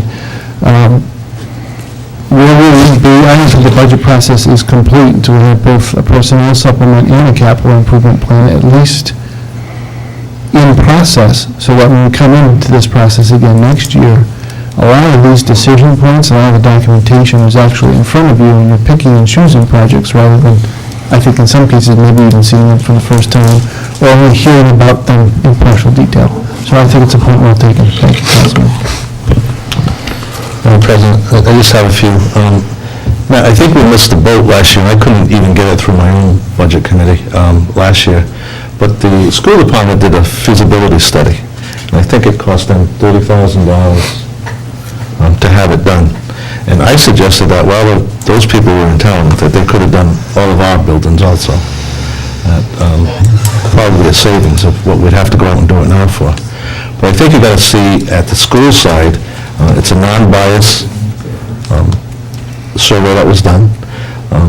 They pick out items that you need in all your buildings, and now the school department is going after them, with the funds that they have, and knocking off these items. I think it's something that we needed on this side also, but we kind of missed the boat on that one. I think that's something certainly we can do in-house. The advantage we have that the high school, the school department doesn't have is our buildings are relatively small and not particularly complex. When you're talking about the schools, those are massive structures with a lot of mechanical systems that, for the most part, our buildings are pretty straightforward. Just that's my own 2 cents. So we're going to miss the boat totally, but we did miss an opportunity for professional advice. Absolutely. And it's a non-bias, so when somebody comes in and does it, it's not like, I recommended it, or Councilor Pelletier recommended it. It's recommended by them. I just had a few questions on the budget. On page 10, in the liabilities, the group insurance, those numbers are just plugs for now, correct? We don't have those numbers for a while. You're right. I expect to hear from the trust on these rates within the next 6 to 8 weeks. That was the pattern last year. I didn't have a sit-down with the rates to being fully discussed with us until about March or early April. So for now, it's a little bit unusual. The town has experienced relative stability, even small decreases in these accounts because of moving to an HSA high deductible plan. So there's two important moving parts here. One is, I don't know if that trend can continue forever. So for this plug-in number, you're correct, it's a plug-in number, it's estimated a 4% increase, I believe that's what it was. Which would be about half of the market experience of 8%. Because I think we're going to be stubborn because the HSA deductible is a good product, but I think we still could see some increase. The early rating data that came in from Plan 65 and some of the other products that we purchase were in the 2.7 to 1 range of increase.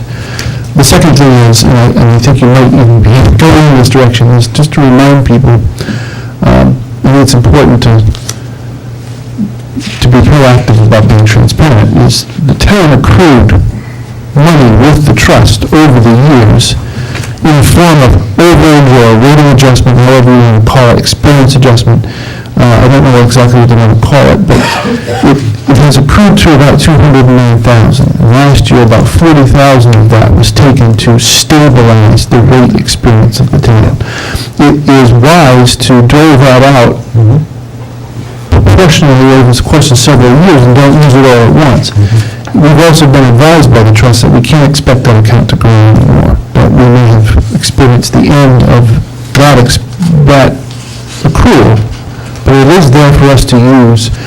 My personal view is, being year one of these contracts with the two unions, we might be looking to stabilize some of our rate experience on the healthcare side in years 2 and 3, so fiscal 2016 through 2017 and 2017 through 2018, in order to soften the blow of things we might decide we want to do on the collective bargaining side. Okay. And on the, also on page 10, the pension, police pension fund, that's $700,000, that's the minimum we can contribute. That is true. I agree with Joe that if we could find extra money, Well, I was going to ask what, I can get to that later, but I wanted to know, first of all, when the actuarial study is going to be ready. Hopefully this year it will be accurate, it wasn't last year. And what the payroll contribution from our current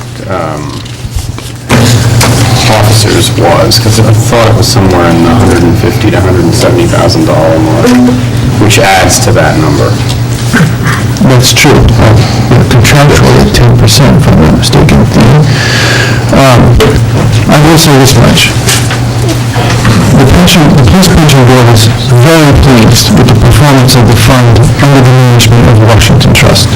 Now, it's easy to say that when the market is doing quite as well as it has done in the last 6 months, so we all look like heroes. But what I'm noticing, yeah, exactly. But what I am noticing is the hallmarks of active management, which is what we were hoping for. So, there have been quite a few very prudent trades made, and I think they're looking out for the best of the town. The account's the right size for them, and they're doing a good job. That doesn't mean we should cut this account, but just realize what I was struggling with, and this is one place. I mean, it's an extraordinary amount of money compared to the rest of the budget. yes. And lastly, I know you mentioned phones that you were going to look at.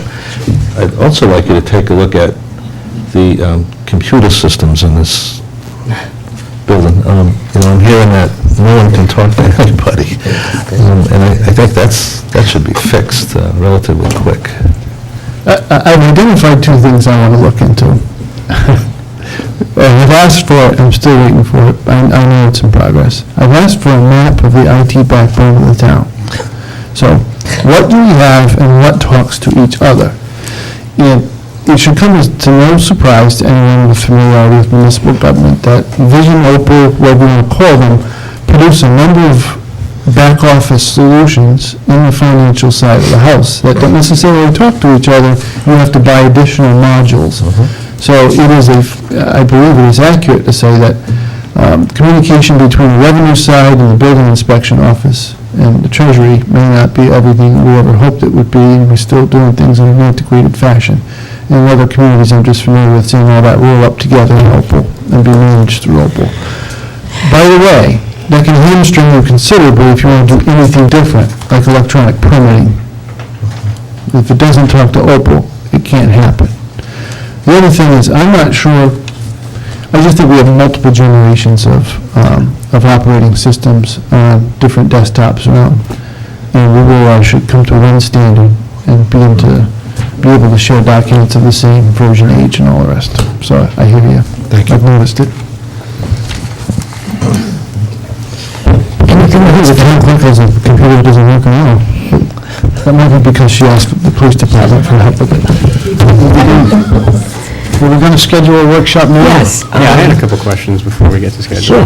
That wasn't rhetorical. The question I asked, when the actuarial study will be ready. I'm inclined to think that I have a recent report that needs to be published out. I would like to understand, and I might, In the last quarter. Was it July? that sounds about right. Yeah, I think, I don't know that we need to bring Mr. Brown in here again. No, Maybe we do. He's not particularly helpful. I'm working on my elephant memory cells, but I believe that when the pension board met in September, we reviewed the actuarial report and accepted it at our most recent meeting. So let me just publish that out to you. It is statistically, and it's accurate. That's what I'm hopeful. Last time it was. We can talk offline about what inaccuracies concerned you, but Well, they missed an entire payment. They took 2013 or 2014's payment as $500,000 when we put $850,000 in. And they were unwilling to change their assumptions to reflect that actual information. So anything below that line item didn't make any sense. The other question I was going to have is the budget book that we usually get, that gigantic binder, is that still going to be coming? Wait, you said you had background. yeah. It'd have to be a gigantic binder. No, I don't like, I'm not bringing it home. I don't like gigantic Yeah. binders either. And what I've done is I've taken every one of these line items and I've tried to get all the information relevant to the number on one side. Oh, good. So your 5-year average, your last year's budget, your year-to-date experience, and then if there's math involved, how did you generate that math? For instance, every single year, our contribution rate, our ER rate on all of our pensions changes with the actual evaluation of the MERS plans. So you need to see how the numbers are generated by what is the anticipated salary base multiplied against the new contribution rate. And that, what is our electric usage multiplied, divided between distribution and generation charges, all that payment shilling detail will be there in each and every slide. I would say that work is about 95% done. I'm trying to get it out Thursday. Because those will be It does a lot of work. It's just I mean, there are little nitpicks, but the one thing that, and we'll talk about this as we go forward, and I don't want to talk about it tonight, but small fluctuations are less important or less interesting, I suppose. But large, sort of cataclysmic changes are important, because that must mean there's a strategy for rectifying a certain problem. I'm talking about fire overtime for the most part, that it goes from a request of 400 and a quarter, and you're recommending 175,000, which means to me that there is some methodology to achieve that number, and it's not just hopeful. So presumably that's the case. Or 85. We are bound by any number of agreements with our collective bargaining partners. I think you're onto something, Councilman. I also think it is, kind of silly to not talk about general policy issues because you're talking about them behind closed doors. It doesn't matter. There's nothing theoretical about it. At the end of the day, and actually I've already said this in open conversation, so I'll be brief. If your bench is not deep enough to sustain your run rate, you will eventually pile up overtime like it's nobody's business, especially if you suffer bumps in the road in the form of injured on duty medical leave, prolonged sickness, or extensive vacation schedule. There are a variety of different ways to address that, and I believe we have proposed virtually every one of them to our collective bargaining partners. I mean, and that dovetails in with the idea that we have to negotiate and budget simultaneously and constantly. And otherwise, it doesn't work, because you can't negotiate at one point, and then you have to budget accordingly for the rest of that time, which is a good place to be. I think we're getting closer to that. Well, I'm pleased to tell you that I've built the financial model that forms the bridge between our budget process and our fiscal impact estimation for the negotiations. So hopefully, when you get a number for the FIS for the two contracts, you'll be able to rely upon it, and it'll tie back to your budget. Which is great. I was assuming your number, and I talked to you about this before, I assume that we have full complement. So there'd be less overtime. That's what I was assuming that number was. We're getting warmer. Okay. And the chief's number reflected what we've been spending all along, and that's what that number reflected. I believe the chief's estimate is a responsible estimate of what it actually costs to run his department as it is currently configured. And I needed that to be in this budget so that people can see what the alternative is if we don't address the problem with staffing. Mr. Wojciak, can I just add one more point? I don't pretend to be a number person anyway, okay? Thank goodness. But all I'm going to ask as a member of the town council is to try to be as realistic as possible. For example, I don't want to find out that we've simply pushed back obligations that we'll have to face in some later year. But let me just give you a quick 60-second summary of what I understand we're doing. You've told us that there's going to be a 1.8% increase, or $395,000. Okay, that's the increase we can expect with this first rough cut. I think it's just a tiny bit over 2%, 2.06. Okay, a little over 2%, then I told you I wasn't a number person, I can't ever reframe it. But just so you know what my concern is, last night, thinking I was being a good member of the town council and figuring out some numbers, I Googled up the United States Bureau of Statistics of Labor.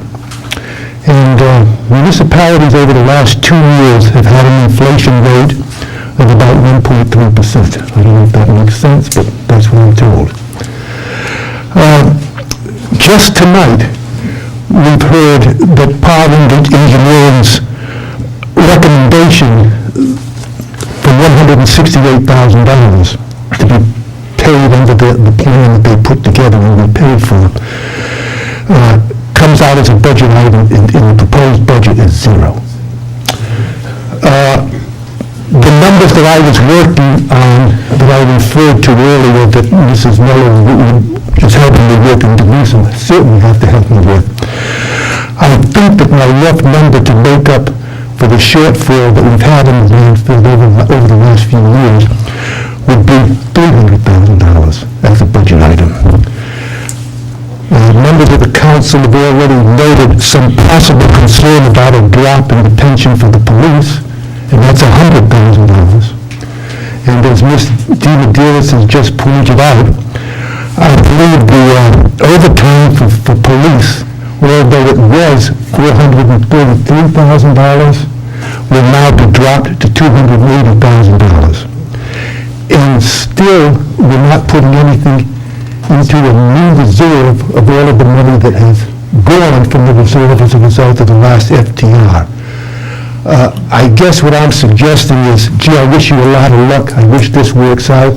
2% increase would be 2% increase would be absolutely great.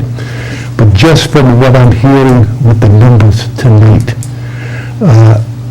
don't be penny wise and pound foolish.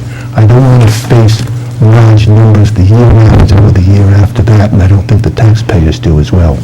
I think what they're looking for is some prudent spending that will ensure that they're getting the same goods and services, including wages, that we've already paid for, recognizing that there's probably going to be another 1.3% inflation increase this year. My only counterbalance to that is this: if we don't make up what was taken out of the budget last year, that's 2% already. And I came in at 2, I know the schools did a yeoman's work and came in well below that at 1 something. So let's say we aggregate to 1.5, 1.6, add that to the 2, and we're approaching the cap. And so I'm not entirely convinced that it's a good position for this community to approach the cap. And when you hear me talk about it, my preference is to find growth options on the commercial tax base side and have a long-term solution for the town, as opposed to bubblegunning and strawing the budget every year on the backs of a relatively stable residential tax base, because there just isn't a will there. You can only do that for so long. People start to flee. And maybe I'm sensitive to it because I'm in the real estate home, but we're at 19 and change in Tiverton. Well, Compton's at 5 and change, Westport's at 7. You get to the point where, yes, I recognize that the town of Tiverton provides significant services at a much higher level of performance than some of our surrounding communities. But you are now reaching a point where the gap is so significant that people actually will make location decisions based on what they have to pay as a residential tax rate. And I'm also sensitive to the fact that maybe it's because my father's grown, but my mom's an older person. Older families with fixed incomes looking at almost no increase at all in their fixed income and getting 3-4% increases every year from the town where they reside, being asked to pay for sewers and all the rest of it, is a very significant quality of life challenge for people. So that's the balance I tried to strike. Lastly, without pulling the punches, I believe it is important for policy-making boards such as a council to add things back into budgets rather than take things out. Why? Because I think you put people who want to be helpful to their community in a position of taking away things that are important, as opposed to reaching into the budget and saying, we're going to find a way to put something we value back in. And it gives you a sense of working on it and building consensus. And just as someone who's got that sort of hand on the rudder of this discussion, I thought that position did better than coming in with a 4, 5, 6% and having you just go at it with knives and making me look like I don't respect people's limited incomes. Okay, I'd like to continue this subject, to a budget workshop. Last year we did it on a Saturday because of the way our weeks look. Anyone interested in doing it on a Saturday, and what Saturday will be? We only have 3 Saturdays in January left. Can I ask when we're going to have some firmer numbers, because... These are firmer numbers as what? I know it's going to be a while before we get any state numbers as far as, but... You mean revenue stuff, or? Yeah. We can talk about the budget without the revenue. Yeah, we can still talk about the budget and how we... I realize that, but I think there's a lot of weight. My preference would be to wait more towards the end of the budget season to see how things shake out. I personally don't like that idea at all. I think we should go line by line, see what we like or what we don't like. Quite a few meetings. Right, and this is what we did last year. Well, last year we had, I wasn't here for those meetings, and I made a couple of the meetings, but I was on the budget committee then, but my only thought is that I think, I don't know, I'll just abstain from it, I guess. Is the 24th or the 31st?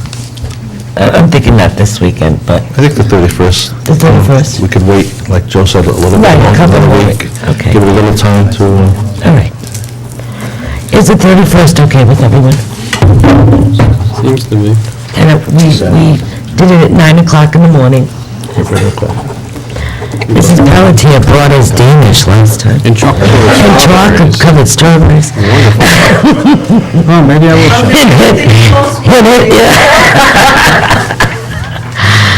right, so, January 31st at 9 o'clock in the morning. You want to set any other? Oh, you're gonna be away?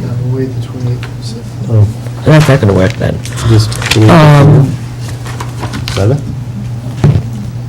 Is that, you wanna do it the 24th? 4th, yeah, let's do it the 24th. And like I said, this will probably go on throughout February as we get numbers in, like we did last year. And now I need a motion to submit. I won't be here the 24th, but Leona will be here. Okay. And we can All right, work it from there. So we'll cut your budget. yeah. You don't have any authority. That's your budget. All right, now I need a motion. I present my own budget to the Budget Committee, thank you. Now I need a motion to submit this budget to the Budget Committee as a work in progress. I have a motion by Brett, I need a second. Motion's been made and second, all those in favor? And we did touch upon, Oh, wait a minute. opposed. Vote? I opposed. Opposed. Okay. Couldn't be there. I did, Forward this to the Budget Committee, that's what you're opposing. that's what he's opposing. You have to send. Oh, I'm sorry, I thought you were voting on it. No, Oh, yes, just- I'm sorry, I wasn't paying attention. I think it's unanimous now. Please put up your hands. It's unanimous. Okay. And I might as well, I have a council announcement in J1, but we just talked about it. Wednesday, January 14th at 7 PM will be a joint meeting of the Budget Committee, School Committee, and Town Council. All three bodies have advertised it because it's a three-body meeting, so we all have to open our own meetings. That's this Wednesday. This is this Wednesday at Tiverton High School Library.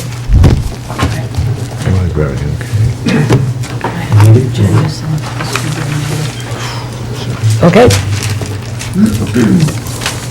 Moving on. New business, Council Souza discussion and possible vote to re-examine zoning change from commercial to residential. Well, I put this on the agenda, this is something I've been speaking about for a lot of years, and if I just give me a few minutes, I'll try to explain where I'm coming from. One of my first meetings sitting on, when I sat on the zoning board back in the early 2000s, was there was a business on Booger Marsh Road that does boat repair. They're in a residential area that where it was commercial previously, was changed to residential. The gentleman was looking to put up a new building. He wanted to tear down the old building, which is still there. I'm sure people know what I'm talking about. It's not looking too good right now. And he was going to put up a new building. Further back, do all the things that the town was going to require as far as aesthetics, with the plantings. So all you would have saw was basically a clamshell driveway going in, and behind would have been the new building where he'd be able to be an energy-efficient building where, his heat isn't just going up through the roof, the windows and everything would be new. And he was denied because he was a pre-existing non-conforming use, and the zoning board is not authorized, to grant the special use that he was requiring. This is kind of what drove me to this years ago, and I've came before a number of councils asking to look at zoning, and it kind of drove me to run for the council because I couldn't get what I was looking for. As I drive around town and I drive down the main roads, I can actually tell when I'm leaving the commercial zone and going into these new residential zones that were formerly commercial, because you start to see that the buildings are not only empty, that there's graffiti on the front of them, the parking lots have grown over with weeds, there's bushes growing out of the sides, and the buildings are deteriorating, and there's no use. And when I look at, for instance, I spoke with a lot of these businesses, so I feel comfortable to talk about them. The old grain shop right next to Hearst Lane, all right, it was a pretty ugly-looking building. The grain shop went out of business, and a business bought it, refurbed the building, put in a loading dock, and basically, where the town prospers, we basically doubled the amount of taxes that we're seeing off that one property. And this is the problem, that we have buildings along main roads in town, these are state roads, that are not able to be used for their intended use. Going further down Stafford Road, there are a number of these buildings where there were businesses, and some where there are businesses, but they can't even put an addition on the side of it if they wanted to expand, or change their use if they wanted to go into a different line. So we're losing tax revenue, in my opinion, because of the restricted zoning along our main roads. When you get down to where, I spoke with Gloria, she's third generation, her grandfather actually built the Gledmo's ice cream shop that we see is all this, it's been vandalized, it's been burglarized, and people are complaining about the way it looks, but there's no revenue. I mean, she's not generating any revenue out of that building to actually put back into it. And it's never going to be an ice cream shop again. All the machinery was vandalized. Every bit of copper and stainless steel was stripped out of the building by vandals. All right? But she wanted to say fix the building up and open up a candle shop and sell candles and potpourri. Why are we not allowing people to use commercial buildings for their intended use? And we had a chance in the last zoning change to actually bring that district up further up Stafford Road. I remember Councilor Shabbat pleading with the council at the time to consider this, and it wasn't done. The bottom line is, in my opinion, now, Stafford Road, I mean, that zone should more or less just be connected. Let's say that Aruta's actually wanted to, I mean, right now they do sell milk and stuff, but if they want to put bread on their shelf, they can't do it, because they don't produce the bread there. The bottom, if they wanted to have a commercial store and increase their footprint, it only helps the town. They have bread there. Bread there. They have bread there. They sell bread. They sell bread. I buy bread. Aruta's sell bread. I apologize. I never saw bread on the shelves there. Yeah. But the bottom line, what I'm trying to get to is if they wanted to open an actual commercial store and expand their use, then that's what's happened along with these buildings. The old bowling building, there used to be a welder in there. There was complaints to the zoning. Every time he had a load of steel brought in, the town, when the zoning was done, when he got the relief to go in there, they wouldn't let him use the backside of the building. So, I mean, I've seen so much go on in these buildings that we could be getting a lot more tax revenue out of. Now, I kind of draw the line once you get to Bogomash. I mean, as you start to go out further out on Crandall and further out on Main Road, obviously it's more, orientated toward farms. And then, you get into the historic district like Tiverton Four Corners, we've been looking at the zoning there, so, we're doing something in that area. But the main roads up in the north end of town, I think need to be looked at, particularly Stafford Road, parts of Fish Road, around where it's highway commercial. There's a lot of available land going down Fish Road and up Fish Road that, I mean, do we really want to see housing lots put in there? Do we really want, Sousa Road, that was highway commercial. And the council changed it to residential back when they wanted to block the first mall. So, I mean, there's a lot of area in town that we could be getting, it could be a lot more, in other words, if we allowed commercial businesses in these areas, it would help the town's tax base. We're missing out on so much. When you go down on Bogomash, right, when you get to the end of Fish Road, and you're looking at Tiverton Auto Parts, okay?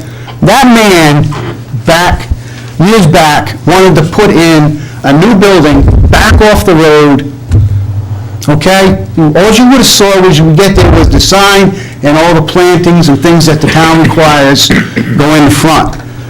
He basically wanted to open an auto center. Well, we've made junkyards pre-existing non-conforming uses. The only reason we've been able to upgrade his facility is because DEM mandated that they have that building that, so the cars are stripped inside. But there's another, I mean, that guy is trapped in that chicken coop. It's an inefficient building. And this town has said, you can't even put up a new building. We're losing money, revenue that's needed in this town. So, where am I going with this? I was going to ask. The first thing I'd like to see is that I'd like each of the council people to become familiar with this, and as you're driving around, see if you're seeing what I'm seeing. As you leave the commercial district and go into the new residential zones that were created along our main roads, look at the buildings. You can actually tell the difference. You know, it's almost like driving out of Mass into Rhode Island and you start hitting the potholes. I mean, that, you know, it's kind of that blatantly obvious. I'm going to be asking for some workshops in the future to really discuss this and try to put a plan together and then send it out, you know, to planning to review for some changes in our zoning. But I'm particularly looking at the main roads, all the main roads that are state roads, above, from Booger Marsh above, and then down below, we had talked about changing signs for the farms. Currently, the farms are only allowed to have temporary signs, and that's where we were going to let them have a permanent sign, so because, you know, a lot of these farms work year-round and have stuff to sell year-round. So, Joe, this map is June 23rd, 08. Isn't there a more up-to-date map?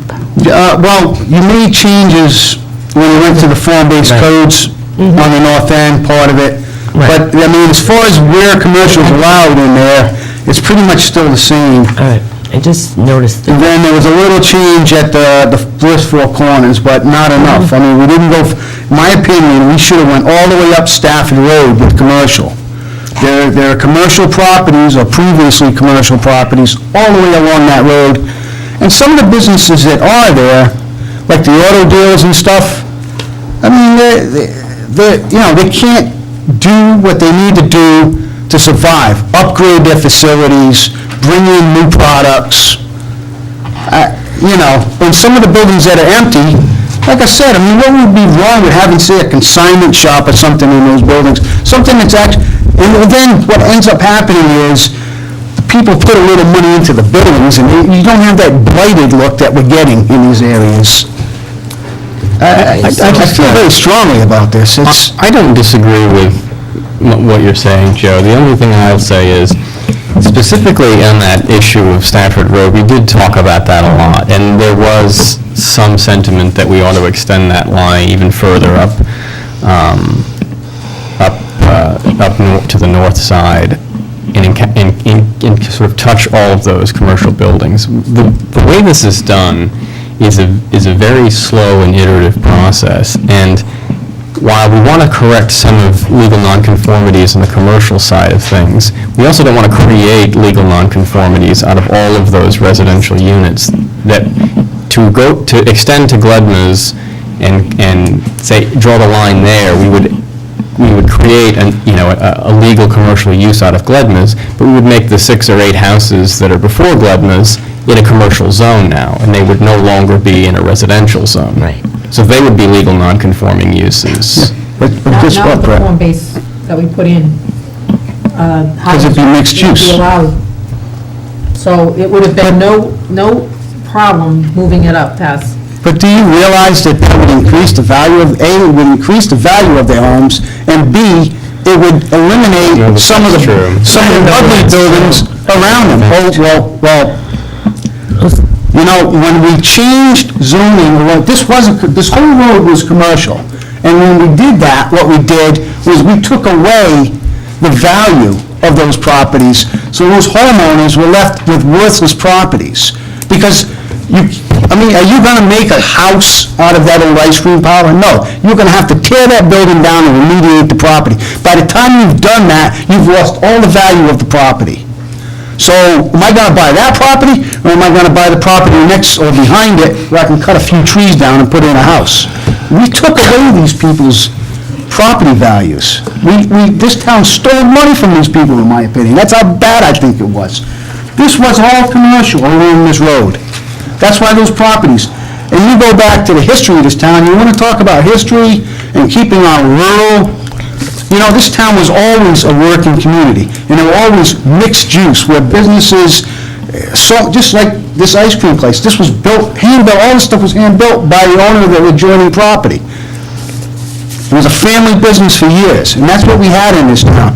Many of the triple-deckers up in the north end had a business on the bottom and tenants above, and that's the way it always has been, mixed use in this town, and businesses around our main roads. And it wasn't until recently, the last few decades, that we've turned it around and We want to be a rural keep our rural, but what we're becoming is blighted. We're looking like Chicago. So what are you proposing? I think there are strategies that we need to look at, and I think we have been looking at it. But I think if you look at how long this takes, it's not as simple as waving a magic wand. They changed the zoning on Sousa Road in 30 days, so don't tell me it takes forever. They changed the zoning on Sousa Road in 30 days. My first comment is, I have the floor. Have the respect that everyone else shows you in this room at this Don't try to table. mislead the public. Joe, please let Brett talk. And you may want to get aggravated and mad at people that changed the zoning on Sousa Road. I was not one of those people. I wasn't on this council, and I won't be yelled at and made to feel belittled for the acts of other people. We're supposed to be doing work here that helps the people of town. And it's not a one-person rodeo. There's 7 of us, and we all have to work together, and I'm happy to work together, and I'm happy to work with you, but not if you yell at me. You done? I would like to get to the point. What are you proposing? Well, first, what I'm proposing is that we be truthful with people. The fact is that this could be done in a matter of a few months if we work together on it. It's not long and tedious. There was zoning change in this room by this council, not this council, but by previous councils. They changed the zoning on Sousa Road in less than 30 days. I watched it happen, and I watched that developer lose all of his value of that land. So I know what can happen. So to say that it's long and tedious, it's only because we want to make it that way so that nothing happens. That's my personal opinion. So what I want to see is first, this is what I'm requesting. I am requesting that each council person take a good look at this map, and as you're driving around town, see if you're seeing what I'm seeing. That's the first step. Are you seeing what I'm seeing? That as soon as you leave these zones, that you're seeing properties that were formerly commercial that have nothing in them, and the buildings are deteriorating. What's the second thing you My second is that I would like to schedule a workshop to formally discuss some changes. And I'll be making some proposals at that point. And at some point, I would like to formulate something and then give it to planning to let them look at it and then have a vote on it. And I want it to happen fast, because we need something to change now. We can't talk or plan anymore. It's time for action. This town needs to do something. Andy, how do we go? Planning will have to be involved. Well, coincidentally, Madam President, you have an item on the agenda, I think, talking about having a workshop, that's under the clerk's item, joint workshop with the zoning board, planning and economic development and conservation. And I think that would be a great place to start. I mean, I hear what Mr. Suzie is saying, and I actually agree with some of the concepts. The timing, the Suzie Road thing was not changed in 30 days. It was involved, it took months just to do the mapping, because we had to run a full-page insert in the East Bay News of the map for all that stuff. So it was not something that was done quickly. But it is something you have to start sometime. And you have to get the buy-in from the other body. The planning board, because you're going to have to amend your comprehensive plan. So you need to do that rather than, even if the council was unanimous in its view, that's not going to be enough. I understand. So, I mean, that to me seems like a great way to start. But I think some of the stuff could be done sooner if, again, and I think I would look to the council and the planning board, and perhaps the zoning board, if they see the same things coming before them all the time, maybe we could work on some of the small things to get, like, the farm stand and the farm signage is not a big deal. That doesn't require a comprehensive plan amendment. If we can get some direction on that, that could be done fairly quickly. So we could use that joint workshop to start introducing Right, this. and I think, and perhaps get some priorities. What are the things that we can do quickly that will get the most benefit? Then what are the big things that we want to do that will also give us the most benefit over time? All right, Joe? Let me just say that, thank you, Mr. Teitz. You know, if I sound like I'm aggravated, I would say I am. Because I've watched for too many years, this is going on, and I've watched, you know, every year, 4 years on the Budget Committee, I asked Mr. Roberts, has our commercial tax base increased? No. Has our, you know, every year I get the same answer. There's been no increase in our commercial tax base. In fact, there's been declines. So I agree, a good place to start. I'd ask the council to do what I have asked, is just please make some observations, and I agree, when we go to the meeting, We'll put that on the we'll put that on the agenda. But I think that this has to be a priority for this council, because everybody knows we need the revenue, and there are clear and evident ways that we can change, you know, what's going on in this town as far as, the amount of buildings that are falling apart and becoming, you know, deteriorating, hurting people's property values that are neighbors to those properties. All right, so I'll put that on the agenda. I'm just going to request you're a little less passionate when we get them all together, so that everyone will listen with an open mind and not get upset with the tone. Well, I'm going to say that I apologize, Brett. I jumped on you, and I apologize, but Thanks, Joe. you know how I am, I'm sorry. Okay, we're going to move on. Is that okay with everyone?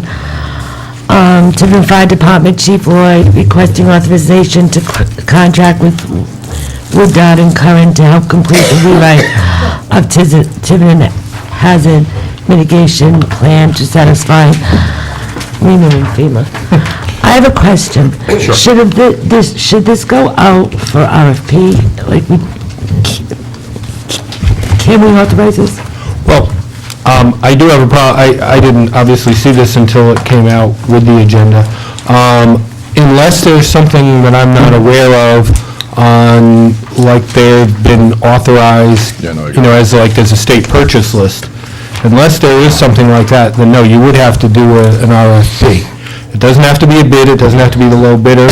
They may well be the most qualified, particularly if they're working next door in Fall River, they probably have economies of scale, but it does have to go out for a proposal. If I may, Madam President, they're already on the Rhode Island Mass Price Agreement list, number 309. Mass? No, Rhode Island MPA, number 309. Okay. Wood and Curran. So they are on the bid list, state bid list, that was... Yes, they are. What I I'm just asking... wanted to get that clear Yep, before we not go. a problem. I was going to bring it up to you during this whole process. Let me first explain, sitting with me is Mr. Bill Tavares. I don't know who knows Bill and doesn't know Bill. Bill is, he is a volunteer who helps me with the EMA projects and all the EMA things that we do. Bill is assigned as the Deputy Director for EMA for Tiverton, and he does that at no cost and gives tremendous amount of hours. God bless you. There are a ton of plans that we have to have in place. We're required by Rhode Island EMA and FEMA, which help us get grant funding and such. Every time you go in and you're looking for reimbursement for disasters and other things, some of the things that they come back to, you know, dam plans and everything else, one of the major documents they come back to is the hazard mitigation plan. Our hazard mitigation plan was done in 2005. It is due for a rewrite. We got a grant to do that, but unfortunately, between Bill and myself, we just absolutely do not have the amount of time that's required to do the rewrite, because there's a lot of public hearings, there's an awful lot that has to go into it. Fall River is in the process of rewriting their hazard mitigation plan and has signed on with Woodard and Curran to do their plan. So, talking with them at the same time, I asked them if it would be possible to do that. That's why I found they had the master price agreement already from Rhode Island. They gave me a price on it to work on it. We still have to be part of it. We have a $20,000 grant to work on this project to get it done. Our match is a $5,000 match on that, but it can be a soft match. Soft match means that it can be hours put forward to it. So department heads have to be involved, the administrator has to be involved, Bill and I have to be involved in it through the meetings and such. So it is my belief that we can certainly make up the 5,000 match. Any work you do, we charge. Correct. So the rest, they have given somewhat of a breakdown and are looking at approximately $14,157 to get us a an approved plan that has to be approved by FEMA, FEMA Region 1, and Rhode Island EMA. It's a large undertaking to do it. I would love to be able to say I, myself, and Bill could do it, but honestly, we can't. There's no way we can get it done. So I'm asking for the council to look at this. I don't know what else I can answer for you on it. It also ties in with our comprehensive plan, because anything that we're looking for, if it's not in the comprehensive plan, it should all point back to the hazard mitigation plan, which gives us the roadmap for where we want to go. If we're looking for disaster relief or other things, they're going to come back to the hazard mitigation plan to see, is it there, have we addressed it, have we put it in there? Any questions from the council? I just have a couple. Chief, this is done every 2 years? Kind of every 4 years they're supposed to do it. We are overdue for our rewrite of it. Okay. And, Last was in '05. okay. What did we do the last time we were talking? We hired out. Okay. We also had a grant for it at that point in time. Bill and I really thought we could do this, and as we started delving into it, it's such a monumental task. And when is it roughly due? Not, It's already due. I will be going to the state and asking for an extension on it to get it done, because there's a lot of, because there are public hearings that have to be held during this whole process. thank you. Any other questions? Just so people know, can you just briefly explain what this plan is? It's our roadmap for disaster recovery. When we talk about having disasters, what are the biggest threats to the town of Tiverton? How are we going to look at rebuilding afterwards? How are we addressing those issues that are either going to be man-made or be natural disasters that come to Tiverton? And what is Tiverton's roadmap to prepare for those, should they come, the inevitables when they come, and at the end of the other side of it, how would we recover from that? How are we going to go about putting things back together again? So it can be anything from a hurricane to an oil tank turned over, or any type of... Windstorm, ice storm, earthquake. So there's a planned response for each type of, or, so I guess some are generic, but, some would be specific. In other words, a chemical spill or things like that, it would have to be specific protocols for your fire department. A planned recovery from that also, not just the initial stuff, but Even remediation. remediation afterwards, right. And what things that we would identify, let us say perhaps that we have a dam in town that may be in a difficult position, and that is exposing and threatening a bunch of homes in that area. And that we look at it to say, all right, this is an inevitable hazard that if this dam bursts, people are going to lose life and such. So we identify that in the plan, and we move forward and ask for a federal grant to give us funds to either render that safe or to make it. The first thing they're coming back to is it in our hazard So it mitigation could help plan? with grant writing. That's Absolutely. Okay.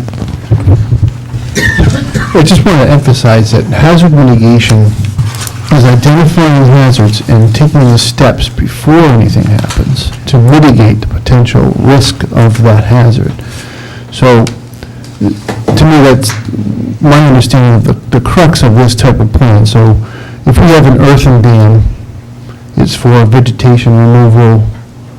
How do you handle water that's going to, excess pressure behind the dam through spillways and all that. And so it's all the things we can do that would mitigate the potential hazard to the town before anything bad happens to us. The feds figured this out after Katrina. If they didn't have those things, the really big disasters might not have been as bad as they were. And I do apologize, Madam Chairman, I had just gotten today from them a copy of a potential contract with them, and if, with your permission, I have a copy for each one of the council members if they would like to take the time to look it over. Yes, you can give it to Nancy. Sorry, I was supposed to give it to the clerk. Yeah, Nancy. Oh, I'm sorry, there's one there. Sorry, Madam Clerk.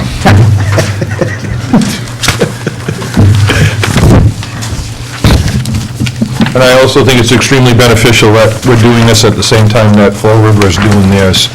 So they're already down. It's really great to be able to work together with them, because we're going to depend on them, they're going to depend on us. Just one question or two. This grant application was in 2013, and I think I remember this was approved, the grant was given to us in 2013? That's correct. And We've been slowly trying to chip away at it, but we haven't completed it. so, because we can't get it completed, we're going to Ask for an extension. grants money to go out and get actually other people to assist to get this completed. And the grant was for how long? 2 years. 2 years?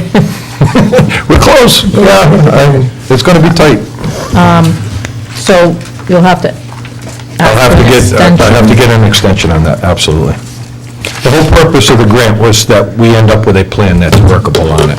I don't, we've kind of spoken preliminarily with them, and I don't see it as being a problem, but I would recommend that before we go any further, that we look to see if we can make sure we have that in place before we commit. But we have to have a hazard mitigation plan. We have to get it done. Thanks.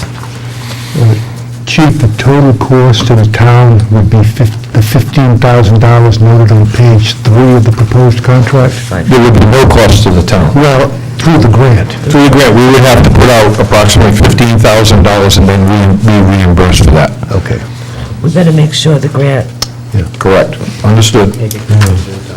Wasn't the total cost 14, so? What they were putting about was 14,100 and... 51. 50, yeah, 57. 5750.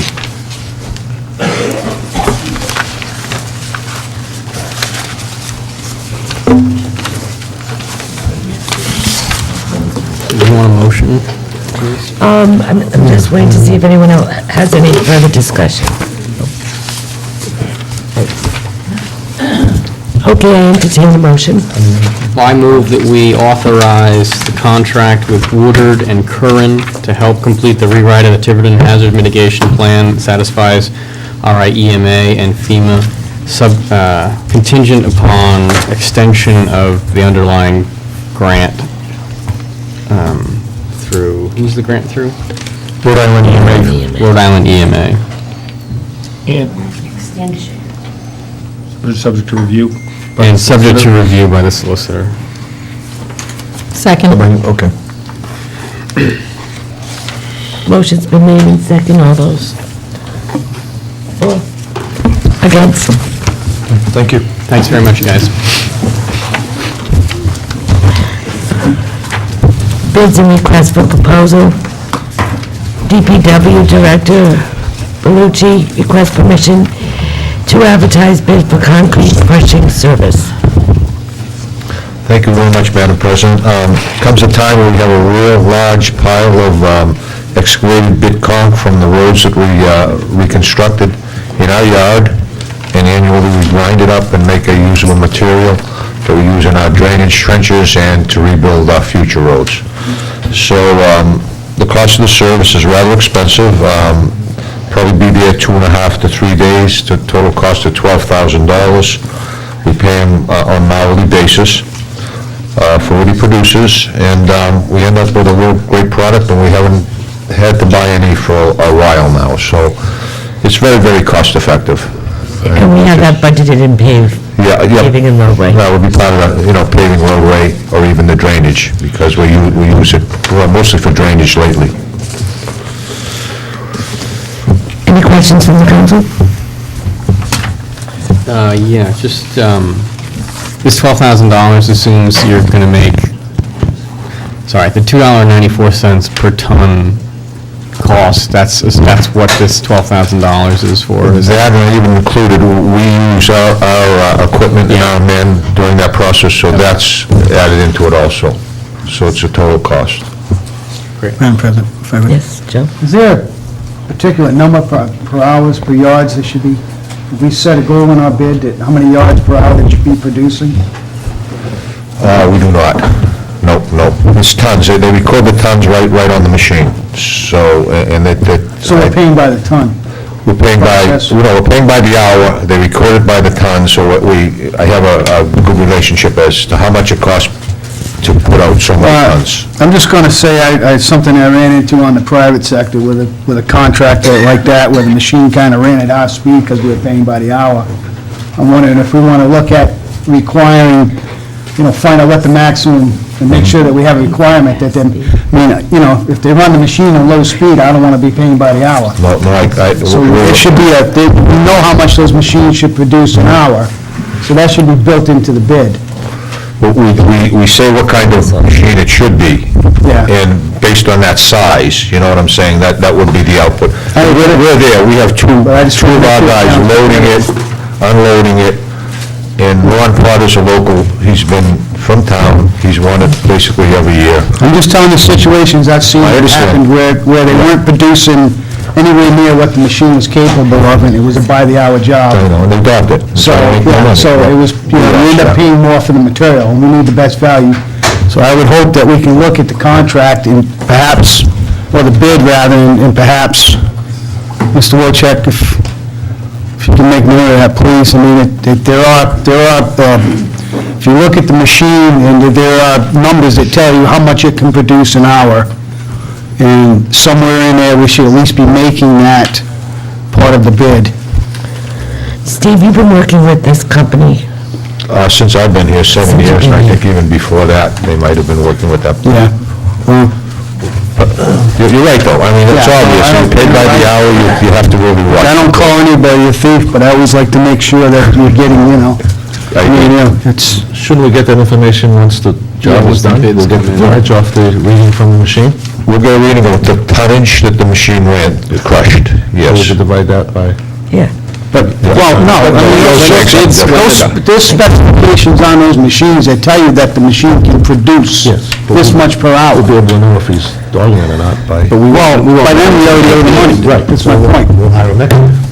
Well, isn't it easier suggesting I mean, we might get ready to- Everybody talk at once. Don't talk at once. We won't know until they bid what kind of machine they're using, right? Well, we have prerequisites on the machine, so... On a rate as well, or? Well, on the size of the machine, because we can't have this little bitty machine. I understand. Using a million hours, yeah. I can imagine a different machine, whether it's size and scale that you're talking, or a reasonable facsimile, may have different rates, and we won't know that until we look at them. And I think they can actually grind more and faster than we can load, Joe. Let me explain. See, what I'm looking for is to make sure, if you hire a person who can produce 50 yards an hour, then I would expect... tons, I got it the first time, I understand. I got it. So regardless We'll of try to who you get hire, that.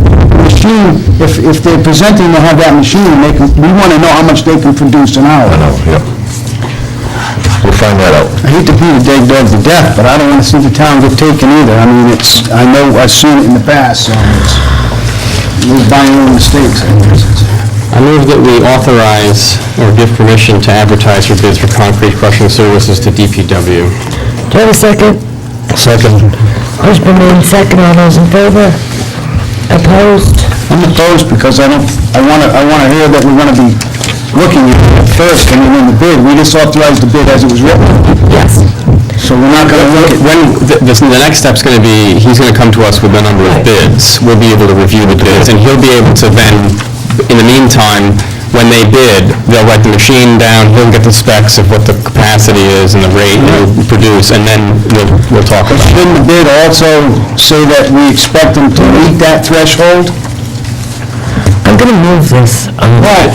Hey, okay. just gonna vote for Sometimes it's the little details, you know? Right, but the council voted for Centerpiece. to move forward.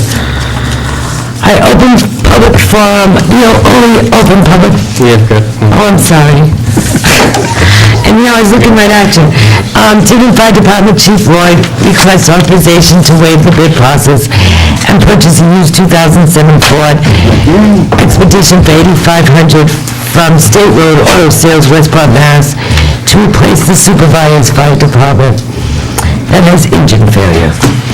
Right, currently we had a 2005 that we had gotten to replace a vehicle that was rear-ended in a traffic accident. It's been a really good truck. It's what we need. The supervisors use. It prevents us from having to run the engine all over town when the supervisor has to go around town. we knew it was developing problems, we knew it was having problems. Just recently, the Rescue 1 broke down at Rhode Island Hospital, and while we were waiting for the tow truck, we had to send the supervisor up there to go get the guy so we can get him back into town, and the car almost didn't make it. Paul from DPW has looked at car 3, which is the car that we would have to replace, and one of the cylinders are totally gone in the car. He has to, if we do it, we replace the engine at $5,000. It's coming up on a state inspection at the end of March.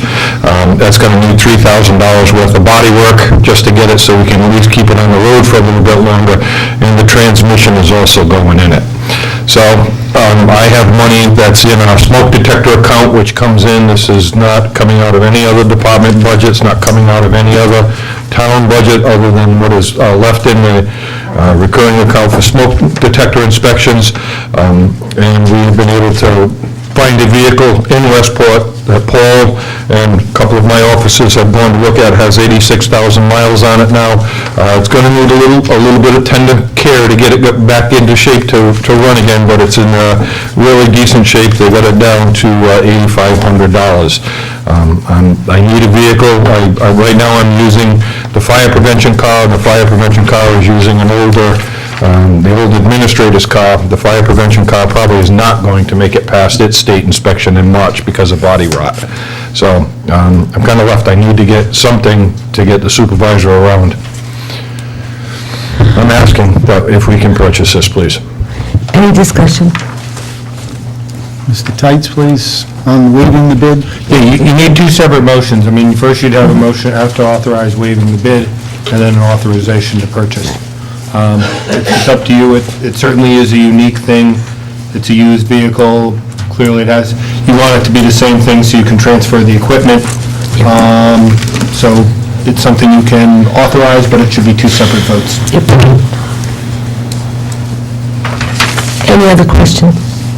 Just what are you doing with, you're replacing, I don't know which one's which, but the black one and... The black one is the one that runs out of Cranmore Road. That one is being replaced. It's now dead at DPW. And what is the fate of that? Just going to get scrapped or sold? They're using the parts off of that to keep my car running. Okay. Let's go. I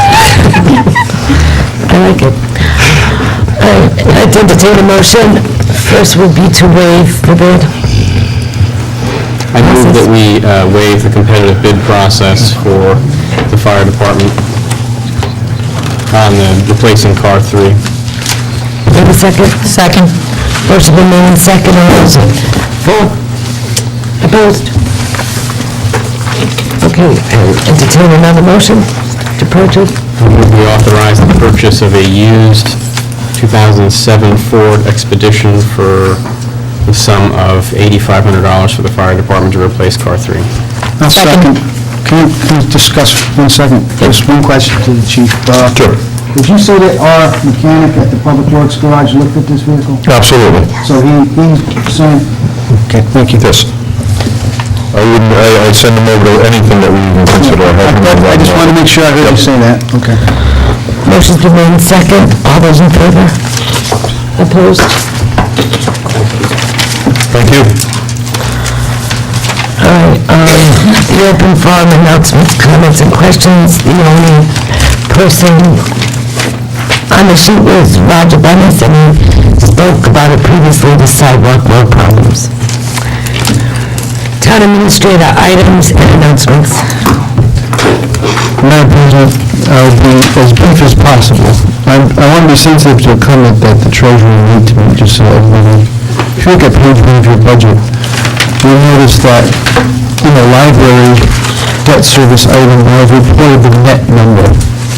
When we present the budget in the formal line, we'll be representing the gross amount on that line item, and then the reimbursement from OLIS will be reported as a revenue. And it's a dedicated revenue, so for purposes of my planning, I netted it out. But for the record, the gross amount for the library will be 525,548.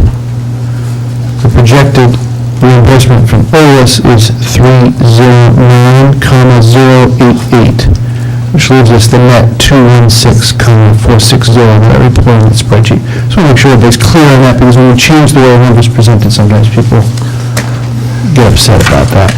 I wanted to, two more items. One is to talk a little bit more about the landfill, because I wanted to talk about the planning process and a couple of the things that I'm sensitive to. One is haulage over a great distance. Any model we make, any cost projection we make has to be sensitive to the fact that you are no longer as efficient making your runs because you're making a long-distance haul. So you may need to run more vehicles in order to keep the same trash pickup schedule because you're running longer in Johnston. That's where the costs may go up, in addition to the additional fuel and the person hours required to run those 3 guys in those trucks in a less efficient schedule. That's where the costs explode. Secondly, I want to talk about yard waste because, as the DPW director so capably points out, we have 8 yard waste pickups a year. It's a very significant volume. It's too much to bring to Johnston. We may find ourselves in a very ironic position of being in the ground-up yard waste / potentially compost business. Can you imagine? But having a partner who could assist us in the management of this significant waste stream, because for the most part it is clean. It isn't going to fall on anybody's list of hazmat. There are ways we can go, but we certainly need to manage that. No matter how you measure it, volume, weight, whatever, is a very significant part of the waste stream. Lastly, I'm going to refer to K3 because it's a memo from me. I just want to emphasize to people how important it is that they get the proper training, not because people aren't bright or sensitive, quite the opposite. Compliance with Open Meetings Act, access to public records, and ethics can be daunting even for the most well-informed person. And many of our volunteers on our boards and commissions get involved because they love the town and want to help the town. They don't sit around and read these big long books from the Ethics Commission and all the rest of it. They need to be in compliance and make sure they file the proper paperwork. The town solicitor is going to put together this great session for all of our volunteers, and I just want to publicly support the effort. I think it's very important that no matter how much you think you know about this, the rules change from time to time too, so please, all of our board and commission members, please avail yourself of that service. Can I have a minute? I'm sorry, go ahead. I have a question from that. We're talking about increased trash going to Johnston, correct? Is that what you're saying? Because right now, and correct me if I'm wrong, the recyclables go to Johnston automatically, correct? Yeah. Okay. But that's all you're paying. But we were told that since we've gone to recycling, we're collecting 1 truck of trash that is going to our dump and 2 trucks that are going to Johnston. So those 2 trucks are going to Johnston anyway, correct? So we'll be adding 1 more run to Johnston, right? Okay. Maybe not. It depends. It would depend if we're going to do things like yard waste pickup, if they were going to put But that. that's all, we don't really always pick up every week. Metal, things like that, I mean, if, it depends, I mean, bulk, But I'm just saying, Joe, on a normal week, yeah. we'll be taking 1 more truck to Johnson and 1 more to Correct. Okay, I just want to get that clear. What he was saying though is if the truck fills up midstream, Yes. But, he doesn't go to the landfill, he has to go to Johnson. Right, but that's, you know, Now, I see what the council's trying to say. It's trying to say you can estimate what this will cost by taking your current recycling stream, which is 2 trucks correct, out of 3, right? and you would assume that if I've asked for 700,000 in accordance with my director's request, so half of that's 350. Right. So, yeah, it might go up 350. My prediction is, when we really tease out the numbers and start looking at fuel and the potential for fuel prices to go up and some of the other considerations, it will be more than that. I mean, those 3, and that'll be the last run. I mean, hopefully, that's going to be the last run, is from here to Johnston. Right. No problem for Kickles. When you were talking earlier about composting, this is something I think as a town, we should be looking at now, and that in our industrial park, if we could create a zone where we allow composting. Now Portsmouth, Middletown, and Newport take their yard waste to Rhode Island nurseries. Rhode Island nurseries, if you've ever seen the process, when they're pulling the trees, they're actually taking the soil in a ball around the roots, which leaves holes in their field. So they have to create topsoil to put back in, so we use a combination of secondary soils, which are, could be full of stone, whatever, screened out, and then they take the yard waste and they compost it, combine it to make fresh loam. In just about every town now, it used to be that you could strip fields for loam. Those days are over, they don't allow that anymore. So to have fresh loam, you have to make it. It's a green industry. It's going on in a lot of towns around us. Unfortunately, we don't allow it except for in certain areas, I guess with special use permit. And then a lot of the business just say, you know what, we'll just go to Westport and do it because we can do it as a right. This is something that we could privatize. We could actually, if we allow this zone in our industrial park, in the same area that I was talking about on the north side over where the power plant is, where the less desirable properties are, we could actually work a deal with some of these places to take it as free. It's a usable product for them. They take it, and I might add that when they did go around and tell all the businesses in town that they couldn't use their properties even to keep their equipment, we created a void for, and a lot of these businesses have moved their operations out of town. So there are options coming up, and if we move on these things now, I think we can alleviate a lot of the future problems. This composting zone in our industrial park could be of value to the town. Well, it might be something that could be considered when the time comes. Council announcements, comments, and questions. And does any councilor have any? Mine, I already did. Go ahead, Joe. The Arts Council is having their arts reception on Sunday, January 18th, here at the Town Hall from 2 to 4.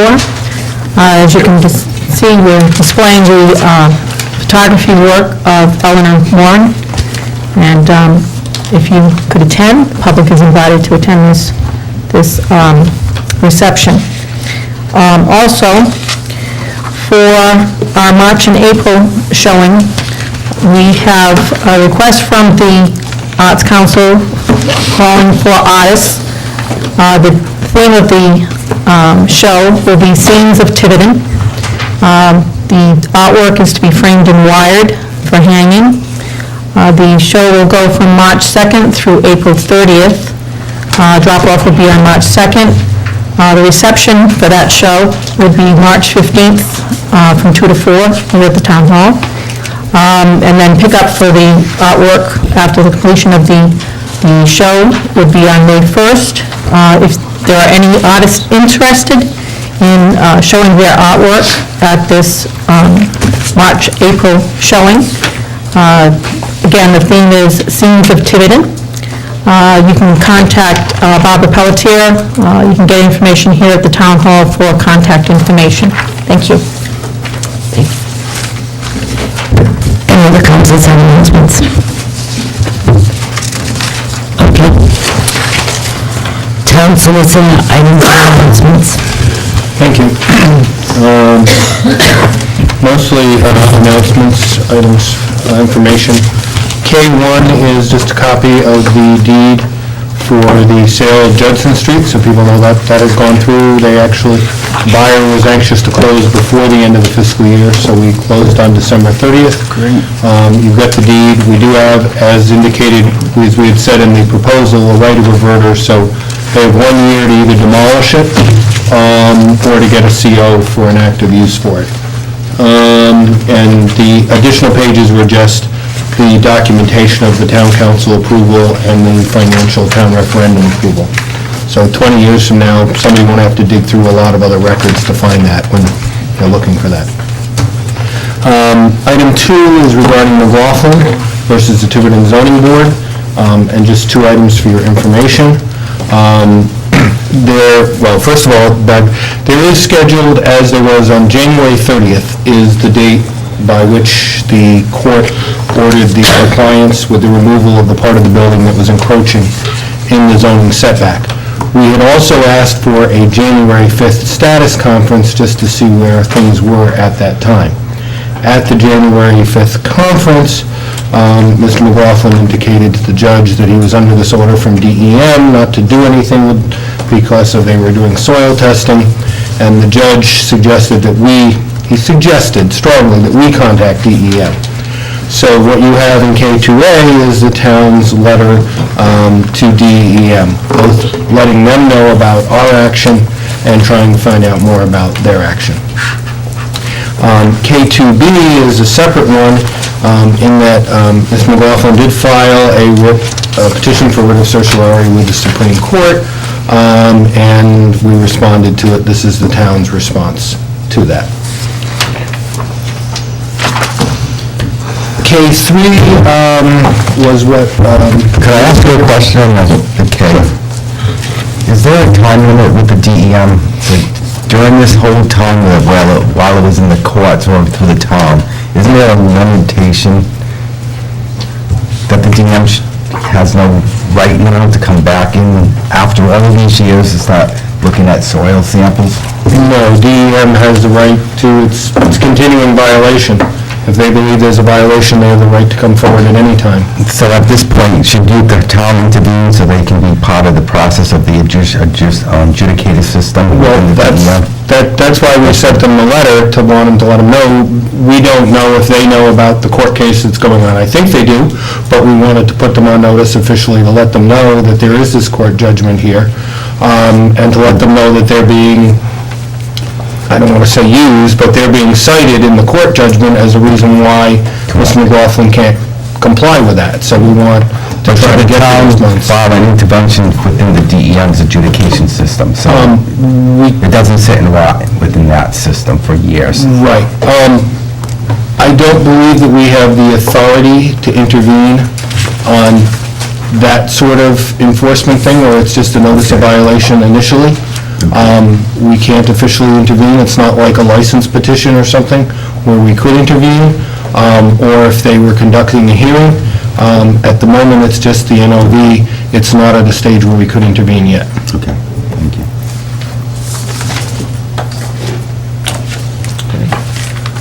K3, any other question? K3 is what the administrator mentioned, the workshop on January 27th. You have the agenda here. We're going to have a blurb on the website, and also the letter from the administrator to all the boards and commissions and committees and department heads. And I would just add one thing, and I'm not being boastful or anything, but one of the things that I think where I can perhaps be useful to the town board members, aside from the fact that they don't have to go all the way over to Warwick, to CCRI, it's right here in Town Hall, but most of the times when you ask questions of the Attorney General on very specific issues, they don't give you specific answers. They say, well, that's a specific case. They give you just broad answers. For the most part, I'll be able to give people, and we'll be able to give people specific answers on specific questions in town, and also we'll be covering the Ethics Commission, which isn't covered by the Attorney General's seminars. So. K4 is a memorandum to the council regarding discussions with parties and litigations with the town. Just reminding that the town council speaks as a body, not individually. K5 is another memo, and I know this is the broken record from me, but this is the don't use, reply all memo, just a reminder. If you want something to go to everybody, send it to Nancy, ask her to send it out for everybody, okay? Then it's there, then it's part of the record, then it's not a rolling form, okay? Is this good? Are you done? I am, yes. Okay. I see you standing there. Did you want to make a comment? If you do, please be brief. I'll be brief, okay. This is what I've been doing for the past 8 years. Because Gareth Ames refused to do what he was supposed to do. He has basically forced me into being my own lawyer That's not the case argued in the town, and I don't think the DEM should be involved. I called them repeatedly for 3 years, and that was years ago. But And all of a that's not our sudden, they're getting decision. involved. Well, that wasn't our decision to bring them in. I'm hoping that, with them coming in. I thank you for sending the letter to DEM, because there's a problem with why are they all of a sudden involved. I understand your frustration. I think that's why the attorney did that. Okay. All right. That's why I'm thanking him for it. Oh, okay. Yes, sir. Thank you. I'm sorry, I'm used to people. No, it's all right. But I just wanted to tell you that this is going to end, and this shouldn't happen again. Because we have some incompetent people, and then they were let go. They retired, they resigned, and nothing happened, and I'm left here. I can't even sell my house. We understand your frustration, and that's why we've been trying to work on the process and trying to speed it along. Well, you should live my frustration. I know. I've seen the building, I've been to your house, I can understand. Yeah. All right, thank you. Thank you. All right, Jim, I was going to go on. well, somehow we passed by J. Did we take that out of order or something? I had some questions about some issues. Jay. Council announcements, comments and questions? Oh, I asked if we were counseling. I must have missed it, but I had some questions from the administrator. Okay. The first question, is the roof on Town Hall currently leaking? Currently leaking? No. Okay, so repairs were made in a way that... It's not raining a lot. Repaired in a way that only this Captain William would be proud of? Yes. All right, start again. When it rains, does the roof leak? It's raining now. That's what I understood you to be asking. When it rains, it does not leak because it was repaired in a makeshift stopgap Okay, fashion. but temporary repair so that we're not deteriorating, we don't want to end up, ruining more. That's correct. Okay, I'm glad to hear that, okay. Do we currently have somebody on staff who can do roofing? Or are we going to have to sub some of this stuff out as far as emergency repairs like this? Who did it? The emergency repairs, I hate to sound like this isn't my line of work either. I would say that I'm comfortable sending guys up to the low end. I'm not entirely confident of sending my maintenance workers up to work on the pitch side of the high end of the roof here in the back parking lot where they could tumble. Right. I would rather have a qualified roofer. There's so many valleys and different roof lines in this building. Somebody with experience is not a big deal to them. Guys who really do the work would be a pretty big challenge. But do we have somebody in-house who has the ability to put together a bid for the roof, or should we be looking for some outside help? Steve. Well, my expectation actually is my building inspector would We can put it together. Because I support the part of the docket where we're putting a new roof, but between now and the time that budget passes, I just want to be sure that we have the ability, I know we put money in the maintenance account each year for each building, I just want to make sure that we have the ability, to make, if we've got to throw a few bundles of shingles up there, we have to temporarily. Yeah. Just to clarify for the record, I requested or put into the budget in the department head's request a new roof for this building, but in the final analysis, I didn't recommend it. I recommended zero. I must have missed that part, because I thought I saw online there was $20,000 for It's not his recommendation. I put it on there for discussion purposes, but to get to 2%, I had to cut that 20,000. Okay, any other questions? We can move forward? Okay. Town clerk items and announcements, Nancy? I just have two items under there. One is that Judge Daddario has issued his decision on the charter complaint that was filed by Mr. Odell regarding the hiring of the building official. So that has been made public, and you have your copy of that. And secondly, the scheduling of the joint workshop, you had me contact the other boards and commissions, and they were all in agreement for February 17th. And I guess I will add that item from today that was discussed to it for the council. If anyone has any further, please get, items, please get them to Nancy, and we'll work on that. Any what? Any items you would like on that agenda, I'm sorry. I'm sorry, for the joint workshop, Yes, and Nancy's going to put what you, yes. I'm going to add the one. yeah, I had asked you, I wanted to put that on. Okay, Mr. Lambert. He fell asleep. Pursuant to Rhode Island General Laws, I move that we go into closed executive session, Ray disposition of real property, 4246-505, Ray Industrial Park proposal. Second. Motion made, second, all those in favor? And stay in closed executive session pursuant to Rhode Island General Law 4246-502, the zoning board potential litigation. Second. All those in favor? And stay in closed executive session pursuant to Rhode Island General Law 4246-582, Ray Litigation, Site Ready LOL Construction, Inc., et al.